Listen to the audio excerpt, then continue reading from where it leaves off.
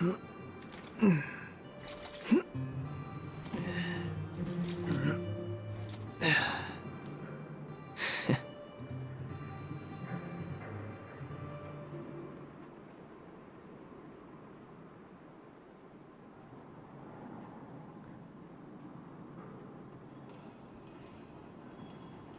least we'll do the same. Let's go.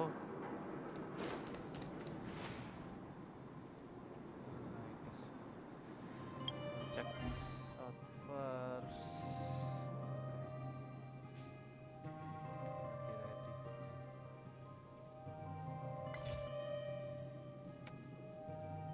Okay, ready. Motherfucker. What do I need for a server?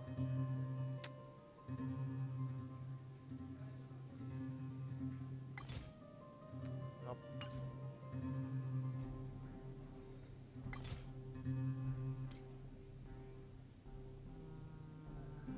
Not.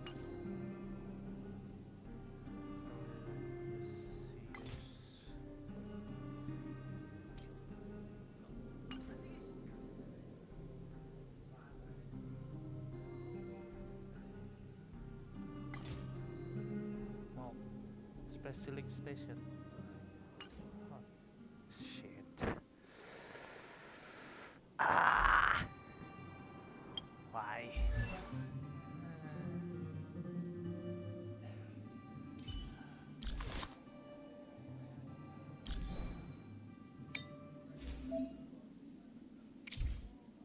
Okay.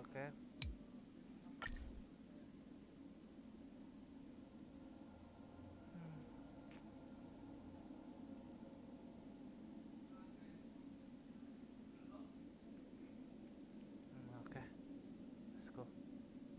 See ya. Why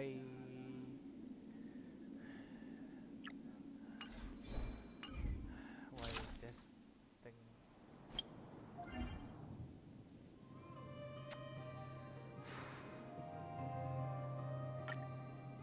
Fuck it. Gonna do the story later. Seems no people watching it.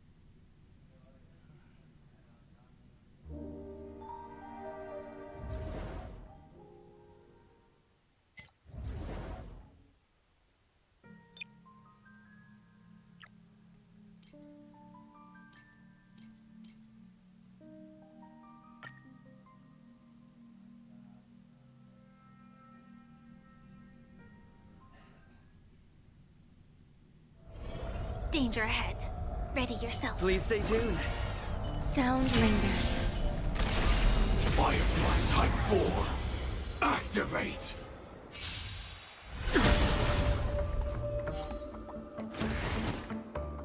Yin and yang.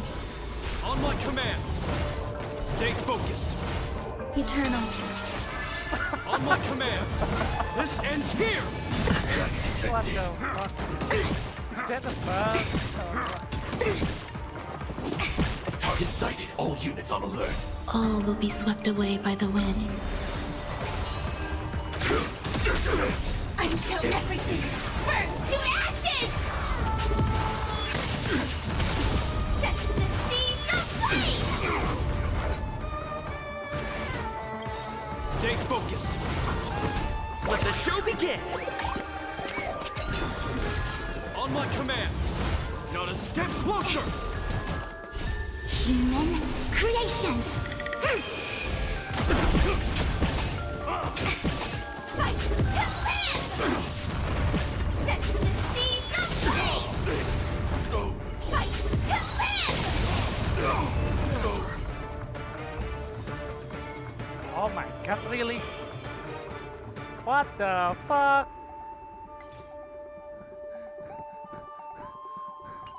Why? Why attack percent on here?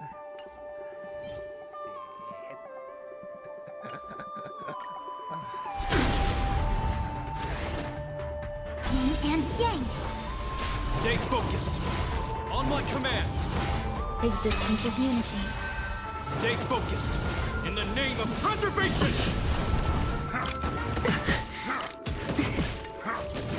the same one. Until everything burns to ashes! Fight to live! On my command. Let the show begin! Stay focused. Time to finish this. Still the same one. Set the seas ablaze! Fight to live! Set the seas ablaze!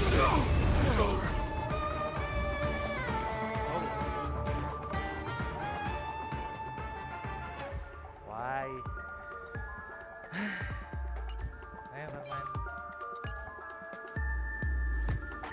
I guess.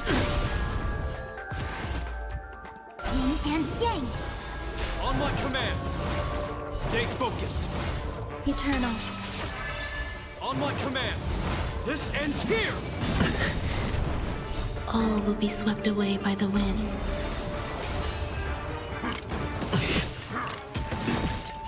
Let the show begin! Attack detected. Until everything burns to ashes! Set the seas ablaze! Stay focused. On my command. Got a step closer. Fight to live! Set the seas ablaze! Fight to live!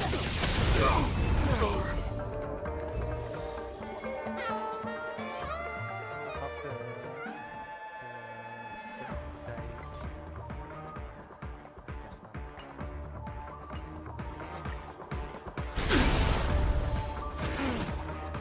Yin and yang! Stay focused. On my command. Existence is unity. Stay focused. In the name of preservation. Let the show begin!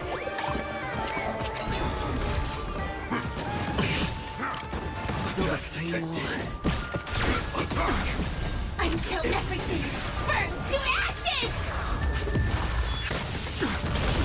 Fight to live! On my command. Stay focused. Time to finish this.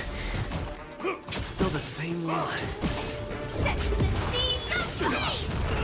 Fight to live! Set the seas ablaze! okay. That will be the last. Let's do the real thing. I want to find somewhere to put my feet up. Okay. Let's do this. Oops.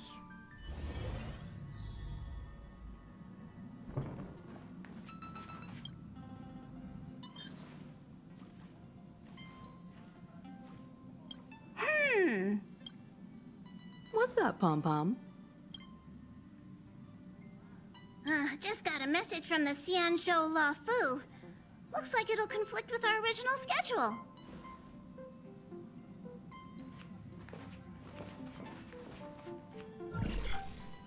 It's been a while, my friends on the Astral Express. How's your trailblazing expedition going? Soon, the Xianzhou Luofu will be holding the Luminary War Dance. Those who have aided the Luofu in overcoming the crisis are cherished allies of the Xianzhou. Thus, on behalf of the Seat of Divine Foresight, I'm extending an invitation to attend the ceremony. Your presence would be greatly appreciated. Catching you on. Well, things aren't getting lively. We've barely recovered from the family's Charmony Festival, and we're already being invited to another special event.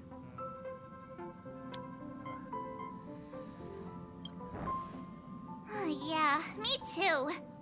Well, But wait, won't it look unprofessional if we attend 2 ceremonies in a row? Aren't we supposed to be focused on restoring astral charts and doing some serious scientific exploration? So we should leave March behind to take care of the Express? Hey, that's not what I meant. I'm all for some fun. I just hope there won't be any surprise party crashers, like Friday or Saturday. The Xianzhou Luofu has recently overcome a crisis. By holding the war dance, they're demonstrating to everyone that they've returned to a state of peace and safety. But that's what everyone said before we went to Penacony. You'll be totally safe under the family's protection. No need to worry. The war dance is not like the Charmony Festival with all its hidden secrets. It's just a festival to honor the Rainbow Arbiter and the Cloud Knights, who fought against the abominations of abundance and protected the Xianzhou ships. Aside from star skiff performances, it's mostly martial contests. Nothing too different from the Taiki and Roboball contest we've seen before. What do you think, Himiko? Since we've accepted Miss Black Swan's proposal, we should probably head to Amphorius for refueling. There's certainly no rush. This trailblazing expedition is quite unique, and the Express needs to be fully stocked and prepared before moving on to the next stop. With Madame Herta's help, I was planning to deliver some Leviathan fossils from Kalinga Abyss to Ron May, member 81 of the Genius Society. It could earn us some favors before we set off. However, it may take a few weeks. Aw, so that means we're not going to the Luofu. Being an adult means maintaining relationships, whether we like it or not, March. Since we've been invited, it's only right for the Astral Express to attend the ceremony. So here's the plan. Pom Pom will take everyone to the Xianzhou Luofu. Mr. Yang and I will meet up with Ron May and fulfill our promise. Meanwhile, you, March, and Don Hung will represent the Express and attend the war dance. What do you two think?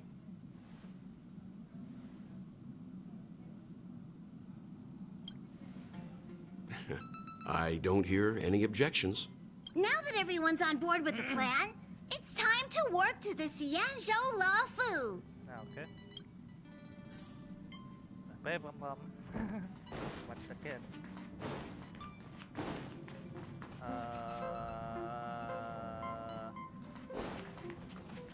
First, welcome. Kalinga Abyss.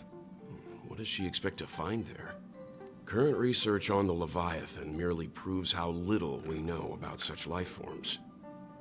That's why geniuses are interested in that field. Science is all about uncovering the unknown. Yep. Run me.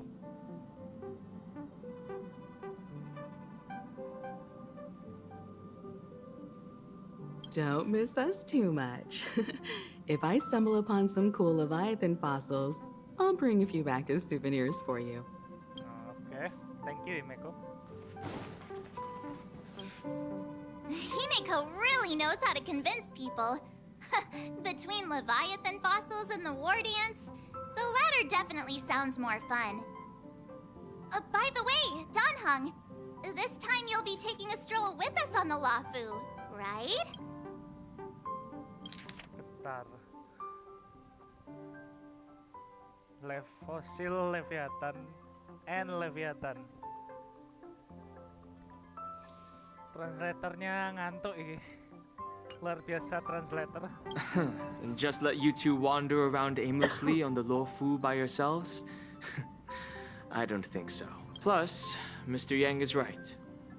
The Ambrosial Arbor crisis just ended, and both the long life and short life species are still feeling uneasy.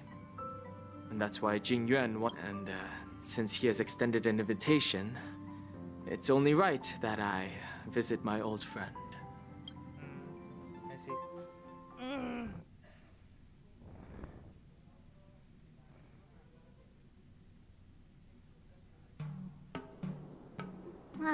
Coming back to this place brings back so many memories. You know?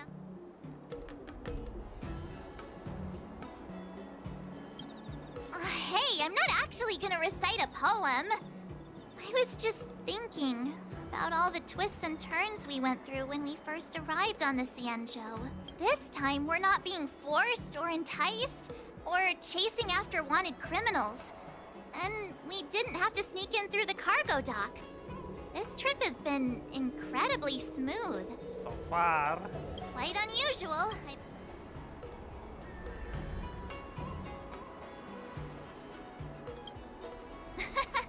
I'm just hoping for the best. You're the one jinxing us.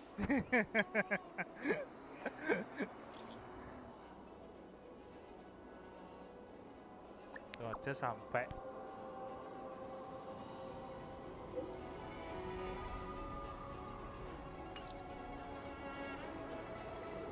Is the Starskiff Haven always this crowded?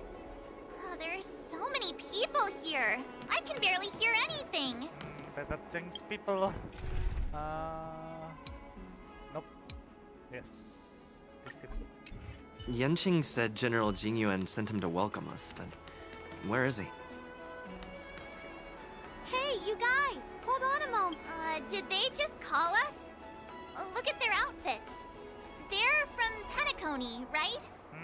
Are you familiar with the Xianzhou Lafu? We know a little bit about it. What do you need? We are from Penacony. Maybe you've heard of it. We came to this ship to gather interesting materials for making dream bubbles. What the? Dream bubble? Oh, we just left there. Oh, talk about. That's great. Do you know any must-see attractions? We did, but the locals were all like, come on, there's nothing worth seeing on the Lafu. It's so boring here. Well... Ha! Can't blame them.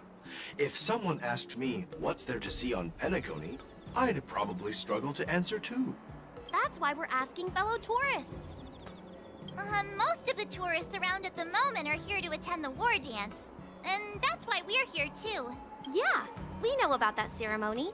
But isn't the fighting ring still closed? I've heard the ring was actually converted from a huge decommissioned Lafu fighter jet. Wow. That's a huge ship. No doubt about it. It's a massive fighter jet. It's got to be larger than a civilian star skiff. But for now, all we can do is wait until the war dance starts in a few weeks before we can board it. We've still got work to do, so we can't just sit around waiting for it to start. That's why we're asking you about some must-see attractions. We're looking for unique experiences. Everyday vibe. Yeah, our clients have had their fair share of adrenaline-pumping dreamscapes. Maybe something down to earth would touch their hearts. Thanks for the suggestion. We'll head to the Arum Alley to gather materials. Maybe we'll run into each other there in a couple of days. Okay. Maybe I'll try to see this guy and this guy. Look, Yanqing's here. Really? Let's go.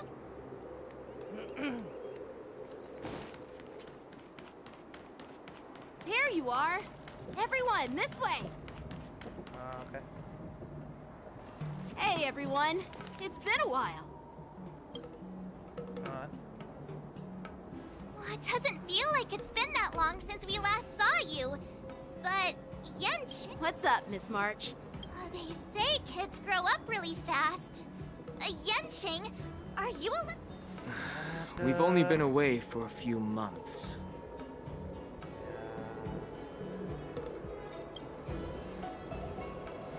Long time no see. It's been a while. Oh, you've come along too, Mr. Danhung.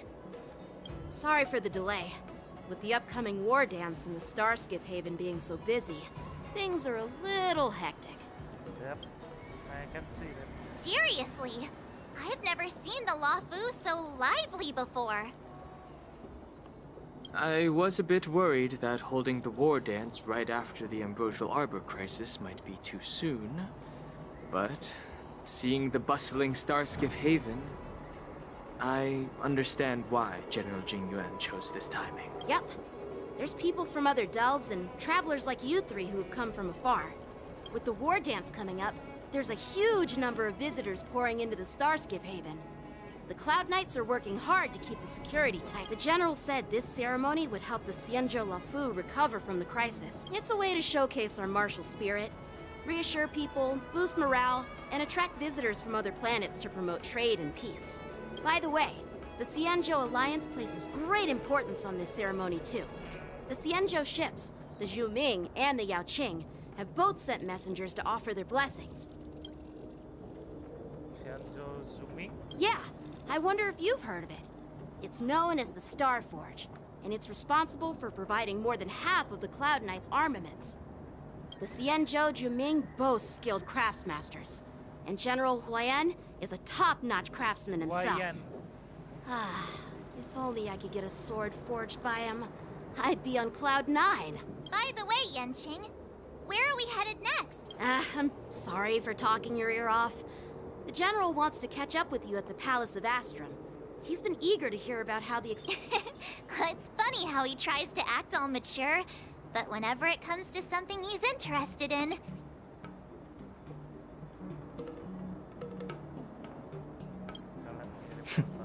I agree.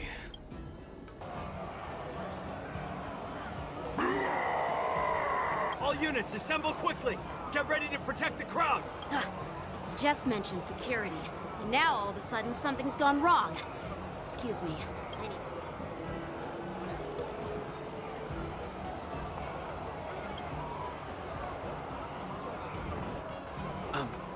We'll go with you. Begitulah.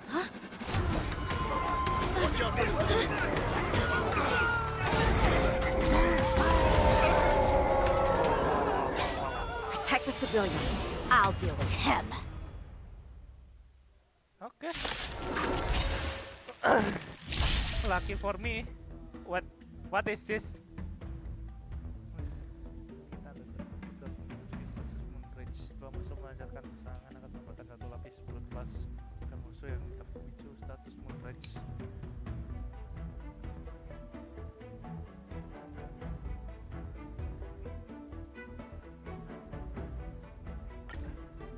Borison? Why are there Borison here? Apa lagi? This ends now. Burn to ashes! Set the seas ablaze! Oh, weak. Hell. Not good.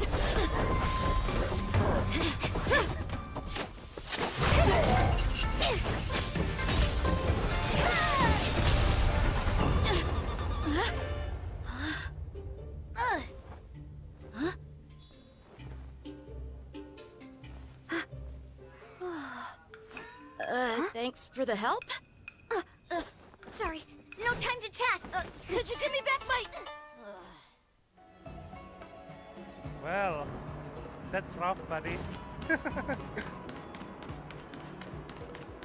Wait, my sword! I'm sorry, but I'm afraid we'll have to put our plans on hold for now. I need to find out what's going on. Pedangnya dicolong lagi setelah Gwina event. While we appreciate your rescue, my Xianzhou friends, don't you think it's a bit too much to detain us and our cargo? Sorry, but we've been ordered to detain you and your cargo for inspection until we figure out the source of the attack. Once we're done with the formalities, we'll let you and your cargo go. But this shipment isn't even meant for the Luofu. And it's IPC's patented technology. Who do you think you are to conduct an inspection? According to the protocol, all cargo arriving on the Luofu must go through inspection. Oh, but we didn't officially enter your dock at all. We just sought refuge in your dock because we were attacked by the Borisons. Looks like this argument could go on forever. Let's not get involved in a heated dispute that won't lead to a resolution. Well, that's rough. That's rough. An ancient game to make your brain feel brand new. Who's in charge here? I need some answers. It's my fault. We let our guard down for a moment. With the war dance approaching, safety should be a top priority. Now, tell me, how did Borison prisoners end up in Starskiff Haven? According to the protocol, Borison prisoners should be held on a starskiff and taken directly to the shackling prison under strict supervision without ever touching the ground. Who allowed a prisoner transport ship to dock at the passenger terminal? Please don't blame this, Captain. This incident involves the Ju Ming's diplomatic vessel. Who are you? I'm Lu Jun, an officer of the Patrol Defense Squad. Thank you for your help, Lieutenant Yanqing. The situation unfolded rapidly and it shouldn't be held. Here's what happened. An IPC transport ship was attacked by the Borison just before arriving, and the Ju Ming's diplomatic vessel came to the rescue. They fought off the Borison pirates and imprisoned them on their ship. So, an IPC ship was attacked by the Borison near the Luofu, and the Ju Ming envoys saved them? Honestly, it gives me a headache too. The Ju Ming diplomatic ship, adhering to standard procedure, docked at the passenger terminal to hand these criminals over to the Luofu. You know, with all the outsiders flooding onto the Luofu, the Starskiff lanes are under immense pressure. The Borison desperados decided to put up a fight before the prisoner transport Starskiff could get there. We'll make sure these prisoners are sent to the shackling prison as soon as possible. I see. It's an unusual situation indeed. I'll report it to the security department of the Realm Keeping Commission and ask for their cooperation in handling the aftermath. Maybe I should gather more details from others so that the Seed of Divine Foresight can have a better understanding of the situation.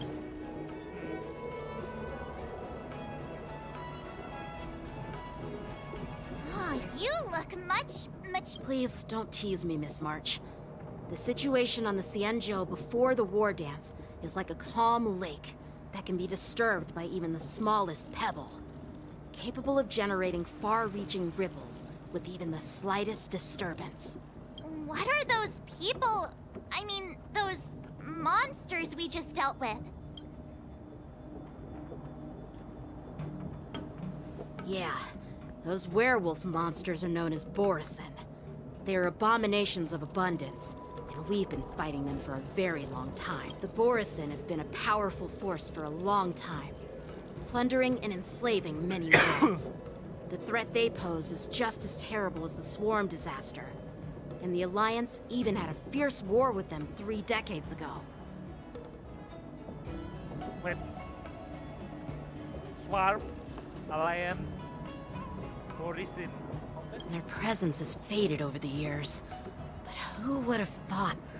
According to that officer, they attacked an IPC ship near the Xianzhou Luofu. Such a brazen attack seems quite unusual. Yeah, that's what I find strange too.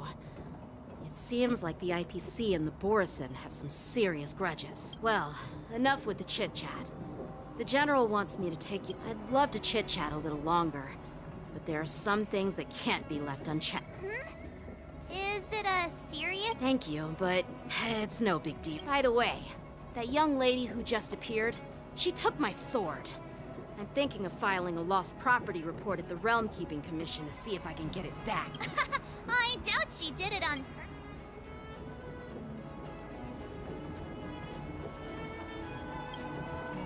perhaps she's around here somewhere. Shouldn't we take a look? All right, let's not keep the General waiting. Don't worry. There aren't many people out there with that kind of talent. It shouldn't be too hard to find her.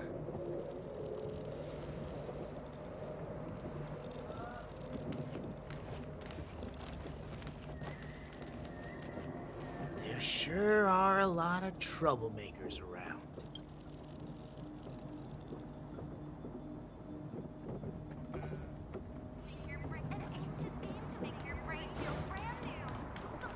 Success and failure. I feel sus about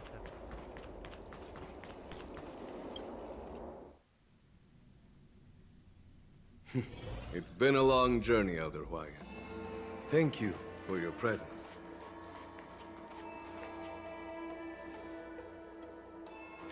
General, I brought our guests from the Express. Oh, I'm sorry for my bad timing. I didn't know you were meeting a guest, General. Don't worry, you're just in time. It's been a while, my friends from the Astral Express.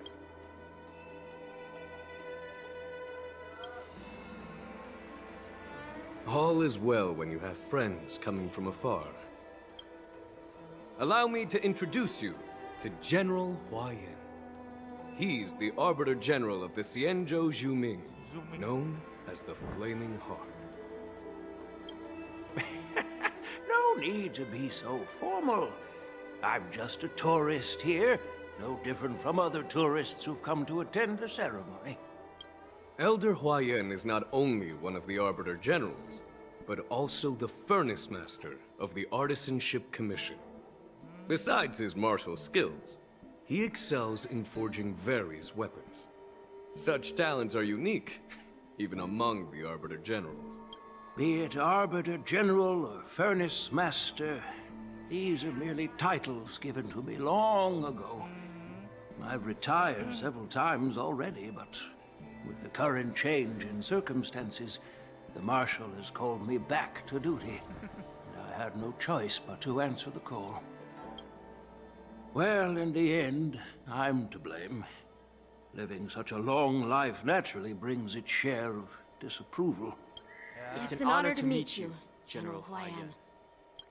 It's my honor to meet you, General Huayan. No need to be all formal. Today I'm just a guest on the Luofu, the same as all of you. So, these three are the ones you mentioned, Jingyuin? The heroes who helped you with the Ambrosial Arbor crisis? Indeed. There's Dan Heng, March 7th, and him. Without their help, I'm afraid the Luofu might not have easily overcome this crisis. So, the Imbibitor Lune's reincarnation has returned to the Luofu and will attend the war dance. I'd love to have a drink with you should the chance present itself. You're more than welcome, General Huayan. And this young friend is? Yanqing, my apprentice. He remains by my side as my retainer due to his youth, which I hope will season him with experience. He will stand for the Luofu's Cloud Knights in the upcoming war dance, ready to take on all kinds of challenges. Great, great! It's a real treat to see so many talented young people around here today. Oh, I almost forgot. This is my apprentice, Yu Li. Sorry. Astaga. It's you! Oh, it's you. Hello. Oh, you two already know each other? What a coincidence! I was afraid I'd have trouble finding this girl. Oh? Now you've peeked. She helped me capture the escaped Borison prisoners at the Starskiff Haven. Allow me to express my gratitude for you. But when you left, you took my flying sword with you. Your flying sword? Oh, so that's why I found a dagger in my bag. Turns out it's yours. Yes, it is. Now that we've met again, I hope... Nope, that won't do. Won't do? You want your sword back, right? Well, you can't just take it back. On the Zhuming, when you lose your sword on the battlefield... As for this little sword, it was supposed to strike that escaped Borison prisoner. But unfortunately, its owner's agitated state caused it to fly off like a kite with a broken string. And by the way, if I hadn't caught it and helped it hit its mark, that Borison prisoner would have gotten away. Okay. Hold on a sec, Yun Li. You took my sword without even asking, and now you're refusing to give it back? So much for Luofu's swordmasters. What did you just say? If you just stepped up and took your sword back from me fair and square, I would have totally respected you. But nope, you tried to play it down, expecting me to just hand it back to you like it's nothing. In front of everyone. With all due respect, you don't honor your sword, so you don't deserve it. Hasn't anyone told you that taking without asking is stealing? If you want to settle this with swords, fine. Let's have a one-on-one duel right now. Yanqing. Well, that's more like it. Just be careful, because I'm not as easy to handle as the Borison. You two. be quiet and apologize to Yanqing. Hey! Whose side are you on, Grandpa? I don't take sides. It's a small misunderstanding, and an apology would be too much. I've heard about the Zhu Ming's incredible swordplay and craftsmanship. Most notably, the legendary Flame Wheel Octet. Seeing Miss Yun Li, who is among those ranks today, well, I must say, she definitely has that fiery edge.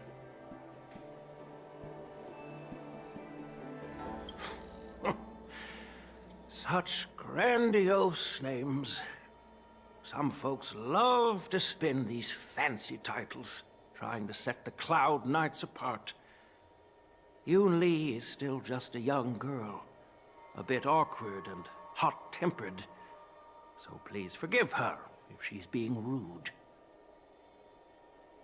Okay. Well, everyone, Elder Huayan and I have some business to discuss. For now, Yanqing, why don't you entertain our guests and take Miss Yun Li to the inn? I'll find another chance to talk with you all. I'd like to express my gratitude to the Astral Express for helping the Law Fu during the crisis. That's so kind of you. I mean, you've already thanked us so many times. Please forgive me for coming at an inconvenient time. You needn't apologize, General Huayan. All right, Yun Li. Take this opportunity to clear things up with Yanqing. Yeah. It's better to make friends than enemies. But I won't be heading to the inn just yet. I want to visit Lingsha. She just arrived in the Luofu and could use some help settling in. Excuse me? Yun Li, 2.5 still on the way. So far ahead. And you said Linsha in here. Yanqing, once you've helped our guests get settled, go to the Artisanship Commission for me. I've heard about the attack and the detainment of the IPC ship. Qingzu sent word that the IPC members are protesting and wish to have their cargo back. See if you can calm them down. Don't get aggressive. Just make it clear that the Xianzhou Law Fu has no intention of violating their rights. I'm on it.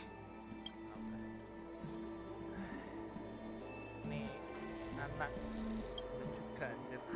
This trip is totally worth it. Compared to the Juming, the Luofu is so much lively. But it's a shame the Luofu swordmasters don't seem that great. Okay.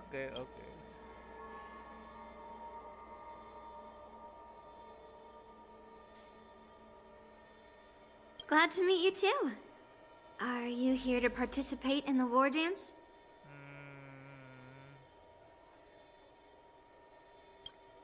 Of course. To honor martial arts, the Cloud Knight's ring is always open to outsiders. Untuk orang luar. For outwarders. Oh. If you can defeat the ringmaster selected by the Xianzhou, you'll not only win rewards and prizes, but also be making a name for yourself.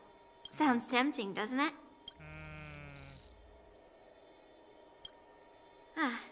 That's how outsiders refer to my peers in the Juming Cloud Knights and the Artisanship Commission.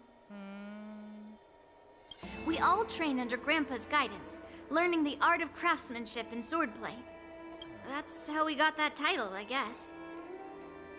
Just don't mention it in front of Grandpa. He always says that empty titles bring pointless challenges and conflicts. We Juming swordmasters pride ourselves on the success of the group over the individual. I have some things to do. Besides, little Yanqing doesn't seem too happy about me tagging along.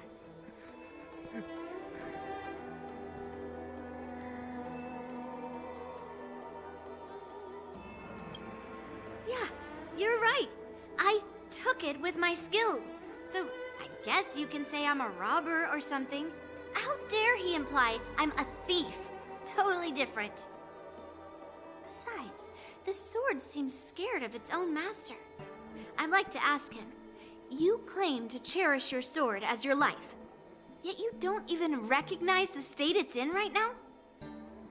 I didn't intend to keep his sword. I was planning to take this chance to return it to him. But now, I've changed my mind. Okay. I'll give that poor flying sword some proper maintenance. I won't consider returning the sword unless he learns how to say please, hello, thank you, and sorry. So he can forget about it for now. Okay.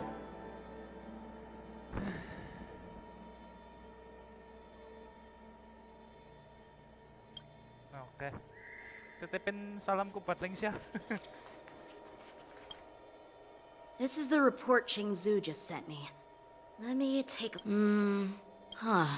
Looks like the General has given me a tough challenge. He wants me to try and help put the IPC's mind at ease. Well, it's not exactly a test.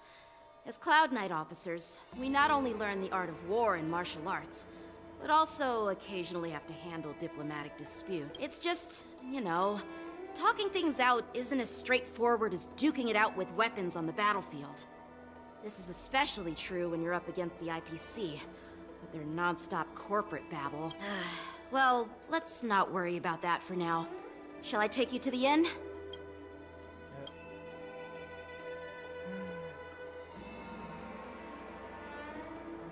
It is the Lawfu's honor to have you in attendance at the war dance. Yet, the fact that a simple martial arts ceremony has attracted esteemed generals from the Zhu Ming and the Yao Qing implies intentions beyond mere spectating. Might there be any specific instructions from the Marshal? You're overthinking it, Jingyuan. As I said, I'm here to broaden my granddaughter's horizons. I have no ulterior motives. However, I have no clue what the Yaoqing Arbiter General has in mind. Do you remember when you accepted this position? I told you that an Arbiter General's battlefield goes beyond the physical one. You'll need to lead and manage everything on the Xianzhou. The title of Arbiter General holds a weight far greater than its literal meaning. So many years have passed, and you've done well. However, longevity for the Xianzhou people can be a curse. Living too long means that every mistake you made will lurk in the shadows. And one day, they'll eventually catch up to you. Yep. The Marshal knows everything that has happened on the Lawfu. As for the Merlin's Claw of the Yaoqing, she has come specifically for you. Yep. Speaking of which, why hasn't she arrived yet? They say the Merlin's Claw strikes like lightning. Being late isn't her style. That's not true, General Huaiyan. She's been here a while, but I'm sure you've heard of her unbridled nature. Oh my god! As soon as she disembarked from the star skiff, she mentioned having something to attend to and simply disappeared. Okay. You must be the messengers from the Xianzhou Yaoqing, I assume. We are Jiaoqiu and Moza, retainers of the Merlin's Claw. It's an honor to meet you in person, Arbiter Generals. Now this is interesting. A guest who doesn't come to visit but sends a message instead. What does she mean? Tell me, what could be more important to her than coming here? Her. She said Master heard He about a said her. spectacular view in Scale Gorge Waterscape. I believe she went there to enjoy it. Yeah. A spectacular view? Ha! Did you hear that, Jingyuan? This person is being sarcastic. Yep. Please do not misunderstand me, General Huaiyan. I was simply stating the truth. Master thought it would be inappropriate to keep you waiting, so she sent us here. Once she's finished with admiring the scenery, she'll personally come and apologize to the both of you. Oh, I know. Skull Court's Waterscape. Drat. I forgot to ask Yun Li to return my sword.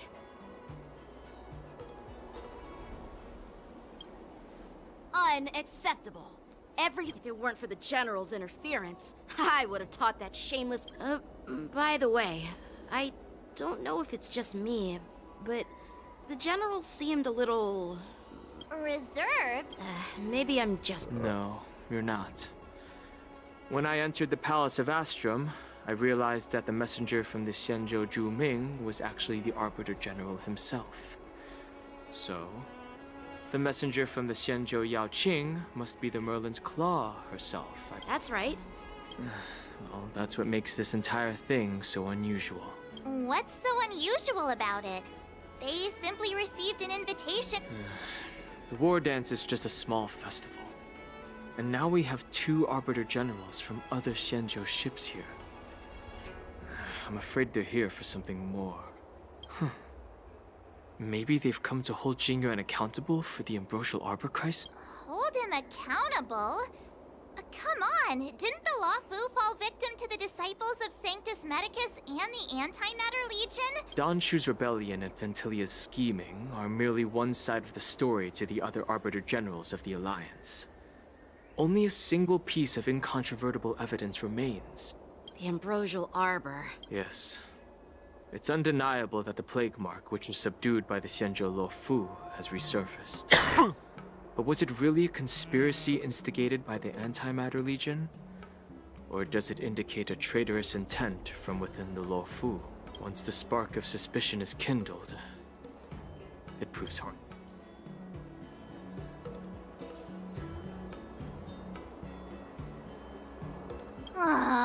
What was I thinking? Seriously, here I was looking forward to a carefree and enjoyable trip. But it seems wherever we go, drama is just around the corner. Yep. Aw, I was so excited. I thought those Arbiter Generals were just here to see the ceremony. By the way, I heard that an alchemist from the Zhuming diplomatic ship has arrived, and rumors say that she's to be the new Cauldron Master of the Alchemy Commission on the Luofu. An alchemist from the Zhuming serving as the Cauldron Master on the Luofu? While it's not unheard of, the timing itself... Thanks to your words, Mr. Dan Heng. Now I finally see the underlying tensions. The General is under tremendous pressure right now, but I was completely oblivious to his troubles. How naive of me. Come on, don't think like that. Leave the adult matters to the adults. Even if you wanted to do something for the General, it's not like you can do anything. Did I say something wrong? Again? Miss March is right. I don't have the skills to share the General's burdens. Still, I'll do my best to follow his instructions. Let's go. Once I've taken you to your accommodations, I need to go to the Artisanship Commission to handle the IPC's He looks like he has a lot on his mind. We can't just let him go alone. Why don't... This is too much trouble. While I appreciate your kindness, dealing with the IPC's workers could be tricky. No worries. We're pretty experienced in dealing with the IPC. You've heard of the...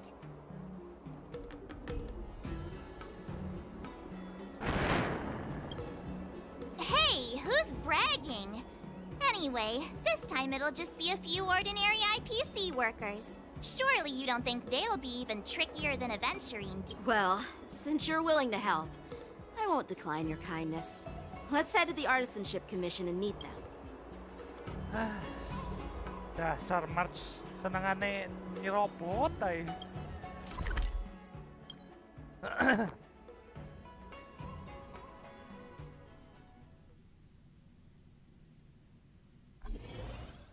Can I really reason with you Xianzhou people? Mereka lagi. But I am trying. Ugh, that toxic voice sounds familiar. Haven't I heard it before in Arum Alley? You know what? This isn't my first time dealing with the Skyfaring Commission. I can hit, but straight up snatching IPC cargo? Isn't that going... Just as I've said it many times already. Once we've inspected the cargo and completed the security check, you can be on your way. Is there something wrong with your ears, or is it just your brain? I'm hearing you loud and clear. I'm thinking clear. And my answer is crystal clear. Not a chance. Keep detaining my cargo, and I'll file a complaint directly with your general.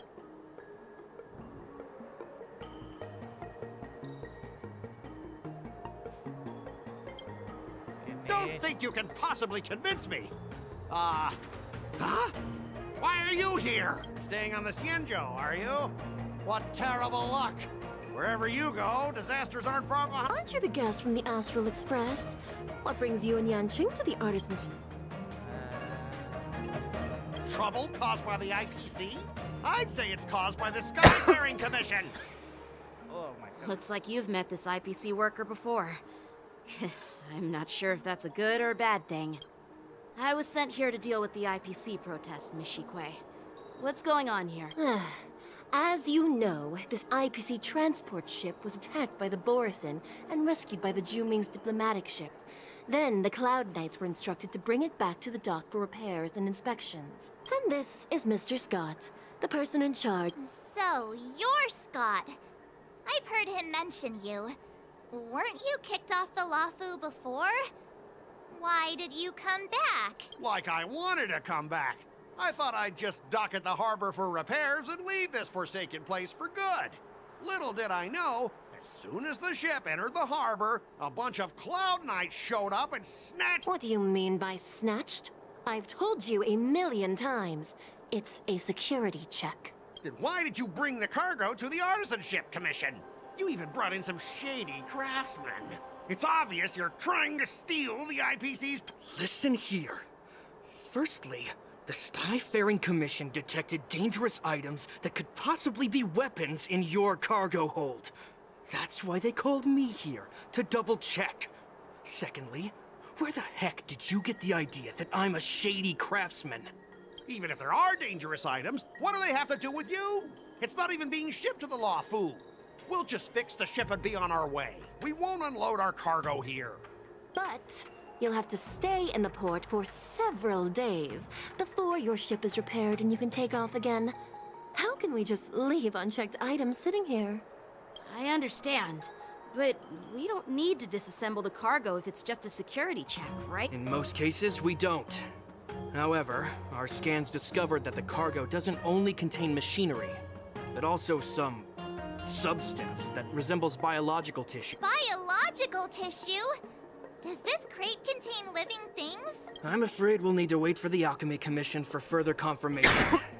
In any case, according to our regulations, we need to unseal one of the crates for further examination.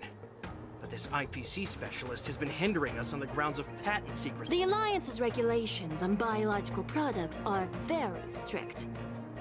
Without further inspection, there is no way for the Skyfaring Commission to release the cargo. Oh, really? Fine! If anyone lays a finger on that shipment, they'll have me to deal with.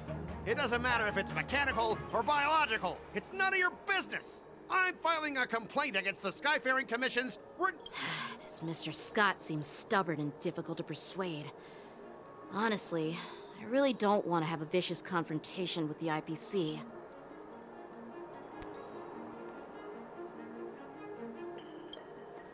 I heard how you helped Aramali. The IPC representative back then was Mr. Scott, right? Since you've dealt with him before, it looks like I'll have to rely on you again. What are you guys whispering about over there? Just hurry. Ya. Cepat lagi.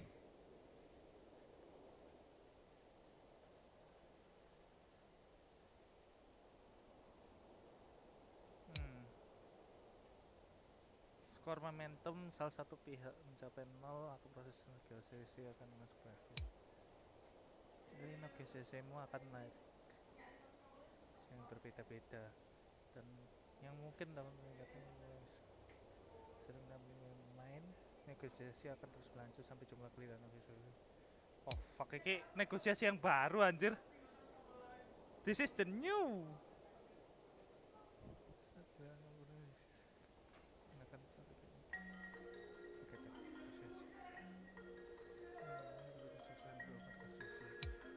Di sini kamu dapat melihat informasi lawan.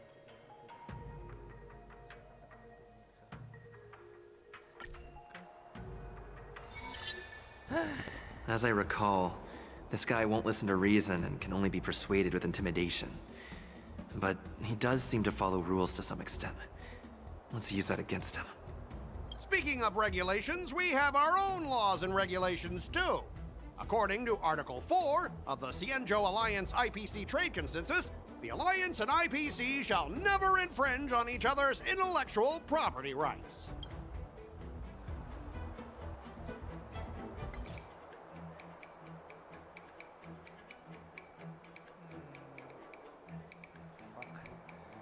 Bingung aku anjir. Oh my god.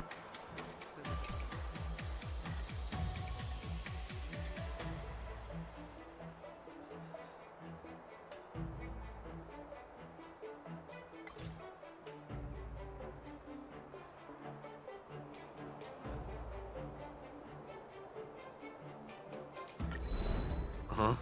Your logic is too confusing for anyone to follow. Maybe you should learn the art of communication from a monkey before you continue spouting nonsense.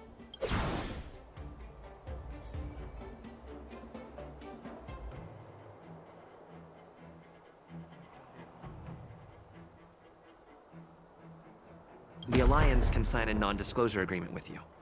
That way, you won't have to worry about any infringements, right? We can sign a mutually acceptable non-disclosure agreement in accordance with the IPC's rules. Well, that makes sense, but how can we trust you to honor the terms? Even if we set aside the secrecy of intellectual property, these prototypes built by the Intelligentsia Guild are incredibly valuable, beyond your wildest imagination. If anything goes wrong, you won't be able to pay for it even with your lives.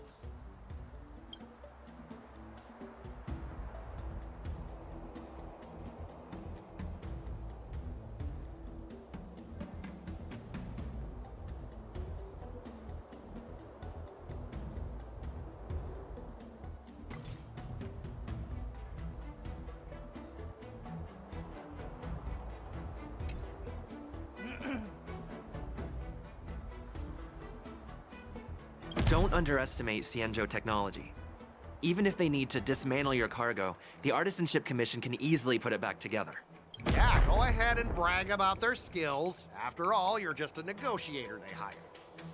But I'm different. I'm an IPC member, and my fleet has accepted this transportation order. Besides, the cargo on this transport vessel belongs to the Intelligentsia Guild. If you want to inspect the cargo, shouldn't you at least call in a member of the Intelligentsia Guild to be present? I'm pretty tight with Dr. Ratio from the Intelligentsia Guild. Almost like family. Doesn't that make me practically a member of the Intelligentsia Guild too? What's all this nonsense? Even if you were married to him, you still couldn't represent the Intelligentsia Guild. We both need to follow the regulations, because that's how the IPC and the Xianzhou operate, right? As an IPC worker, I have to abide by its regulations. If I make an exception and allow you to inspect the cargo, it'll spell disaster for me.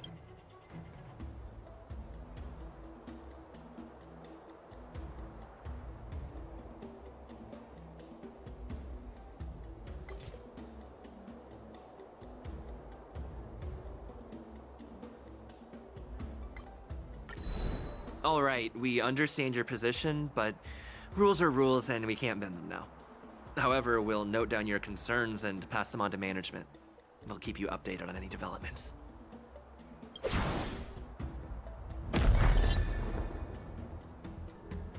Well, you guys sure know how to argue your... Fine.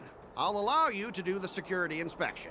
It's just that, I need some time to sort things out. Oh my god. This is a big deal. That's, Let me talk to headquarters first. So, Mr. Scott, are you just stalling for time and planning to leave the Xianzhou as soon as your ship is repaired? To avoid the Skyfaring Commission's inspection? Well, IPC staff are free to come and go, as long as they don't break any laws. Yeah, you've got some insight there. Allow me Oh my to God. introduce myself. I'm Ling Sha, Cauldron Master and head of the Alchemy Commission on the Law Fu. Holy shit, Lingsa! Could she be? Yeah, she's the new Cauldron Master assigned here from the Xianzhou Zhuming. Holy shit, Lisa. I received a report from the Artisanship Commission about cargo containing samples of unknown organisms. It said they needed help from the Alchemy Commission. I had nothing better to do, so I came myself. It's fine, Mr. Scott. If you really don't want your cargo to be inspected, it doesn't matter. It doesn't matter? How can you say that? Why are you being so nice all of a sudden? Well, since you're not going to check it, I'll take this crate and be on my way. Yeah, sure. Why should I object? Not only this sample, but all the goods on the transport ship are yours to keep. Like I said, we won't inspect them. Wait a minute!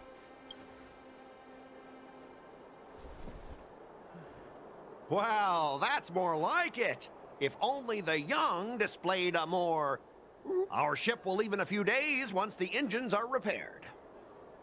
Your ship can leave whenever you want, but I'm afraid I can't say the same for your cargo. According to the import and export regulations signed between the Xianzhou and IPC, all biological shipments can only leave the port when they have confirmed to be of no threat, or when all biological activity expires. Since we can't determine if your shipment is safe for the environment, I guess we'll have to wait for its biological activity to expire.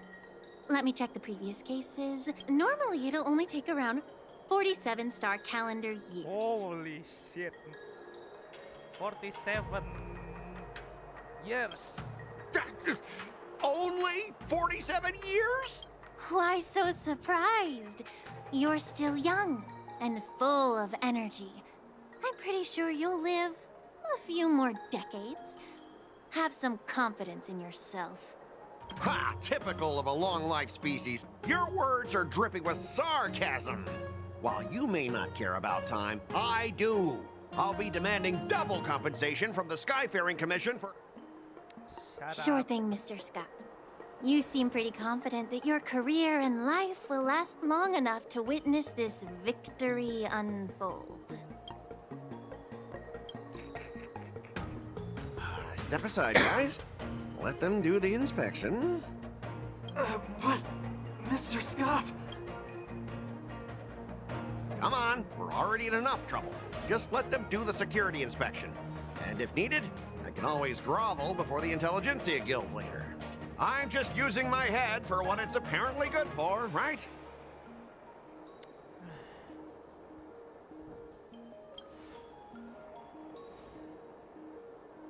Well, honestly, at least you're not as annoying as that woman. And you're still as annoying as ever. This lady is really something else. Yep, much. Is this the IPC product? Listen up. Any damages caused by inspections will be filed with the IPC.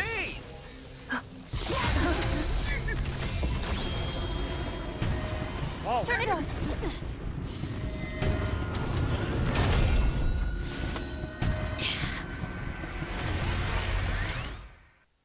Holy shit.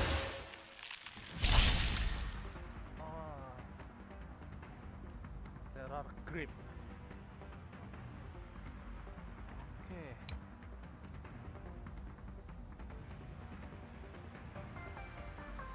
Woo!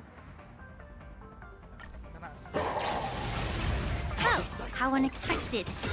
That was a surprise.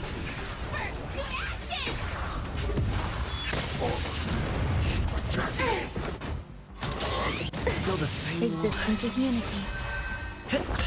Converge and awaken. Set the seas aflame! Fight to live! Let the show begin!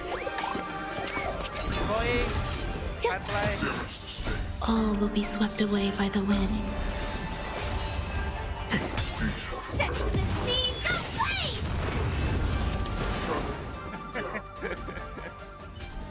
Too easy. Were you seriously planning to leave this stuff unchecked at the dock for days? That's way too dangerous. I had no idea about it. You must have accidentally triggered the cargo's defense program. I don't think trying to shift the blame is a wise choice.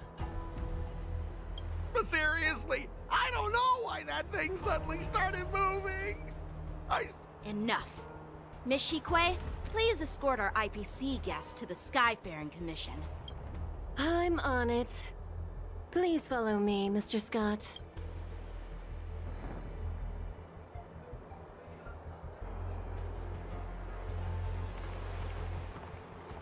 Gentlemen, our preliminary inspection shows that there is indeed hidden biological tissues inside, just like the craftsman feared. I can't even tell if it's ingenium or biological in nature. The core of this device is what they call wetware in industry slang. To put it simply, this machine operates with a kind of biological nerve as its control center. What the fuck? Saraf biology? I'll take some samples for the alchemist to analyze and figure out where the biological tissue comes from. Why would the Intelligentsia Guild use such unethical technology? Perhaps they're trying to create a new weapon? Whatever the reason is, it's probably why the Borison attacked the ship. No wonder the IPC were trying to obstruct our inspection. I'll contact the Ten Lords Commission and ask the judges to come and give their final verdict on this. According to our rules, all prisoners and weapons involving dangerous creatures must be taken to the shackling prison for further sentencing. After all, it's the safest place on the Luofu. As for you, Mr. Craftsman, please go with the Cloud Knights and explain the situation to the judge. Okay. I had a feeling that the IPC members would cause trouble, but I didn't think they'd be this tricky. Thanks for your help, Miss Lingsha. I should thank you for saving my life. Your sword skills were impressive. Taking down that big guy. I thought the General's retainers were all burly martial masters. I didn't expect Yenqing to be so... Yeah, exactly.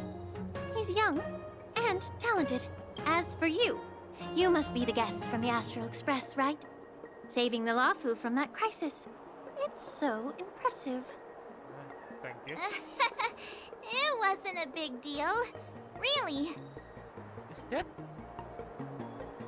her hand kind of... It's still early, so why don't we get some tea at the Alchemy Commission? We can discuss your suggestions for revitalizing the commission. I'd be happy to... And you three are coming too, right? Yep. No, thank you. Lingsha.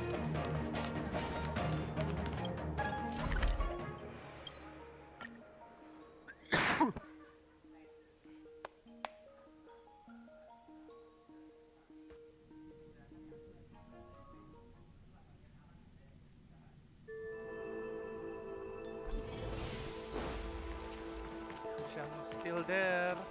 I'm here to pay my respects. All these years, and the view at the Alchemy Commission hasn't changed a bit. The tides come and go, but the ancient sea remains the same.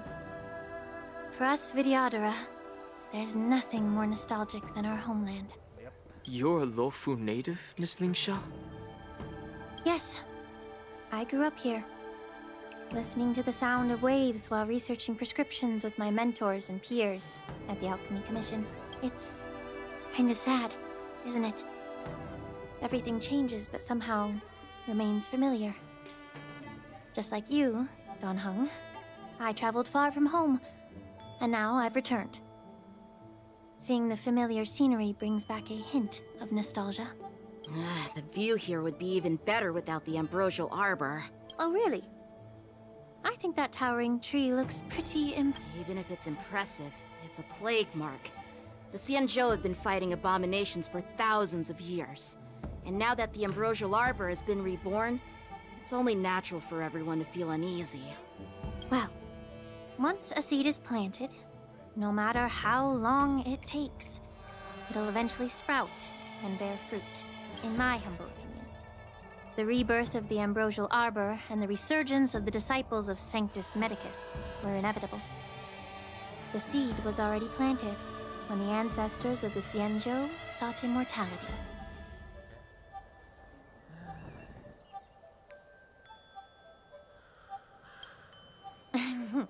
My bad. Well, since you went through the entire Ambrosial Arbor crisis firsthand, Dan Heng and Lieutenant Yanqing, I'd like to discuss something with you. Gila, Lingsha aja. What would you like to discuss, Miss Lingsha? I was lucky enough to be chosen by the Alliance to come in and clean up all the old grime in the Alchemy Commission. Honestly, the Alchemy Commission is riddled with problems and has reached a point where fixing it seems impossible. I'm looking to remedy this problem, but was wondering if you could provide any insights. Well, even though I'm a Vidyadharan like you, I'm an outsider, just like my companions here. I can't really say much about a remedy, but I do have a piece of advice, Miss Lingsha.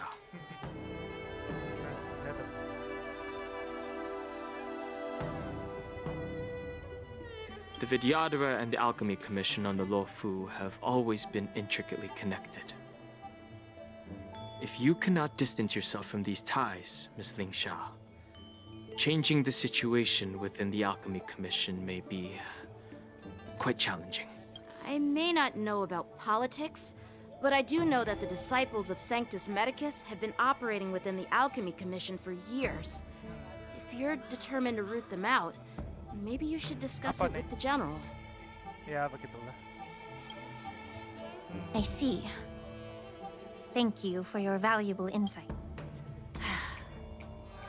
While the Lux Arrow from the Rainbow possesses unparalleled power to sever the Ambrosial Arbor, it can't sever mortals' desire to prolong their existence. Just like how the Cloud Knights can eliminate the remnants of the disciples of Sanctus Medicus, but are unable to calm the hearts and minds of the people within the Alchemy Commission.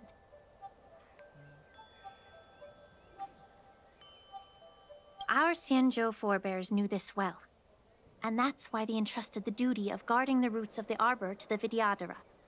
However, the Vidyadhara are still only mortal beings. 30 years ago, my mentor served as Alchemy Commission's Cauldron Master. She recognized the emerging undercurrents and sought to cleanse the source of the disturbance. Unfortunately, even though she was skilled in the art of healing, she didn't understand the human heart or how to eliminate the sickness lurking within the depths of the Alchemy Commission. In the end, she was framed and exiled to the Juming. And guess who arbitrated the case and handed down the sentence? None other than General Jing Yuan himself. What? You heard it right. The ones responsible for the corruption in the Alchemy Commission are not just the remnants of the disciples of Sanctus Medicus, but even the Divine Foresight himself.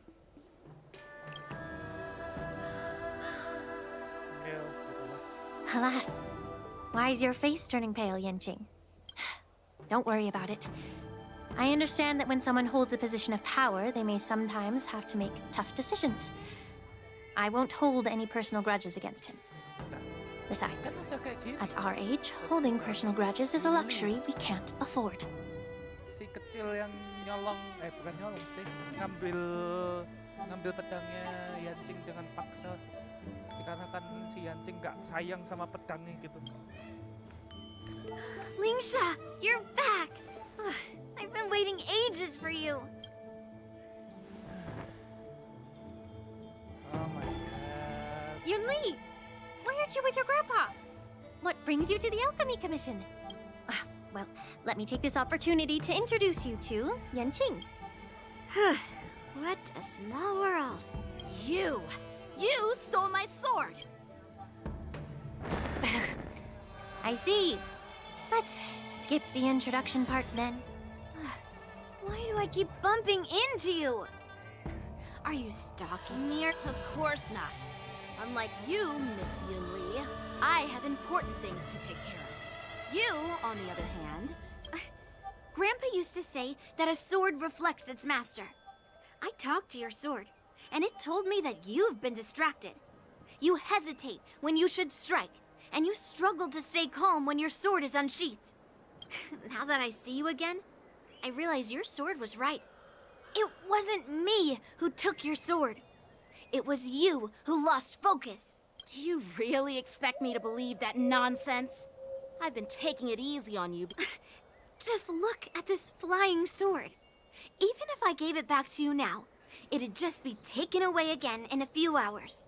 You know the Cloud Knight saying, a Cloud Knight must never let slip their weapon. Yes? Well, sure, I can give it back to you now, but on the battlefield, that's a whole different story. Poor flying sword. Fine! You don't have to give it back, because I'll take it back myself!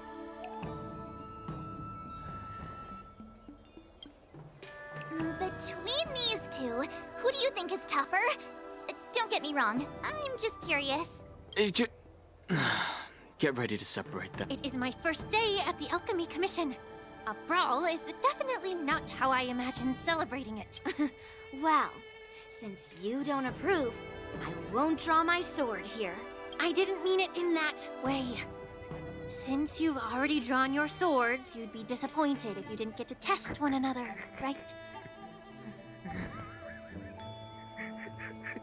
I've received reports that the delves near the Alchemy Commission are still infested with abominations. Seems like my predecessors left quite a mess. So, if you two want to determine who's better, why not focus on them instead of each other? Clearing out some abominations? Yep. Sounds boring. Iya, rerun nggak sesuai sama urutan. Rerun never be same as the... Well, what can I say?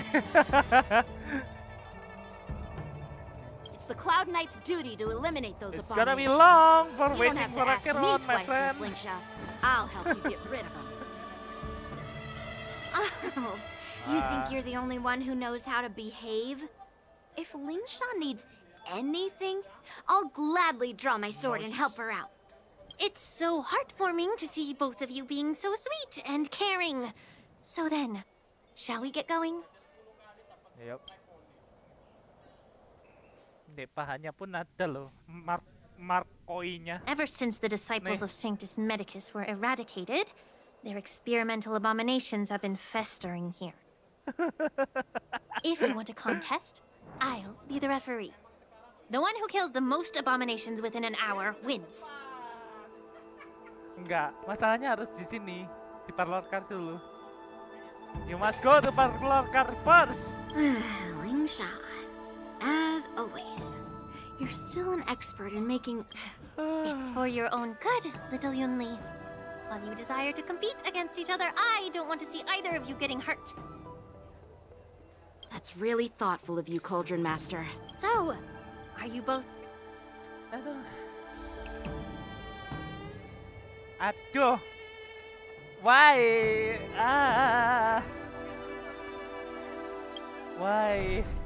Why? Why this stupid... Looks like my predecessors left quite a mess. Let me say it again. The one who kills the most abominations within an hour. Be careful when you draw your swords, and make sure you don't hurt each other. Can we start now, Lingsha? Okay. Okay.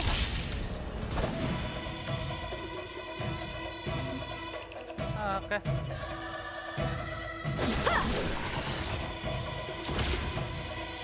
Attack! Until everything Aku ada cheat code. Fight to live! I didn't expect someone who can't even hold on to his sword to actually have some skill. Existence is unity. You will not Let's have the... improvise. Let the show begin! Yunli! Pikiran gede nih, inisiator terus anjir, astaga. What's wrong with me? Blade and strike!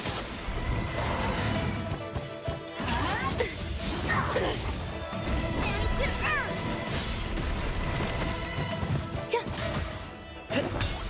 Set to the sea, go flame!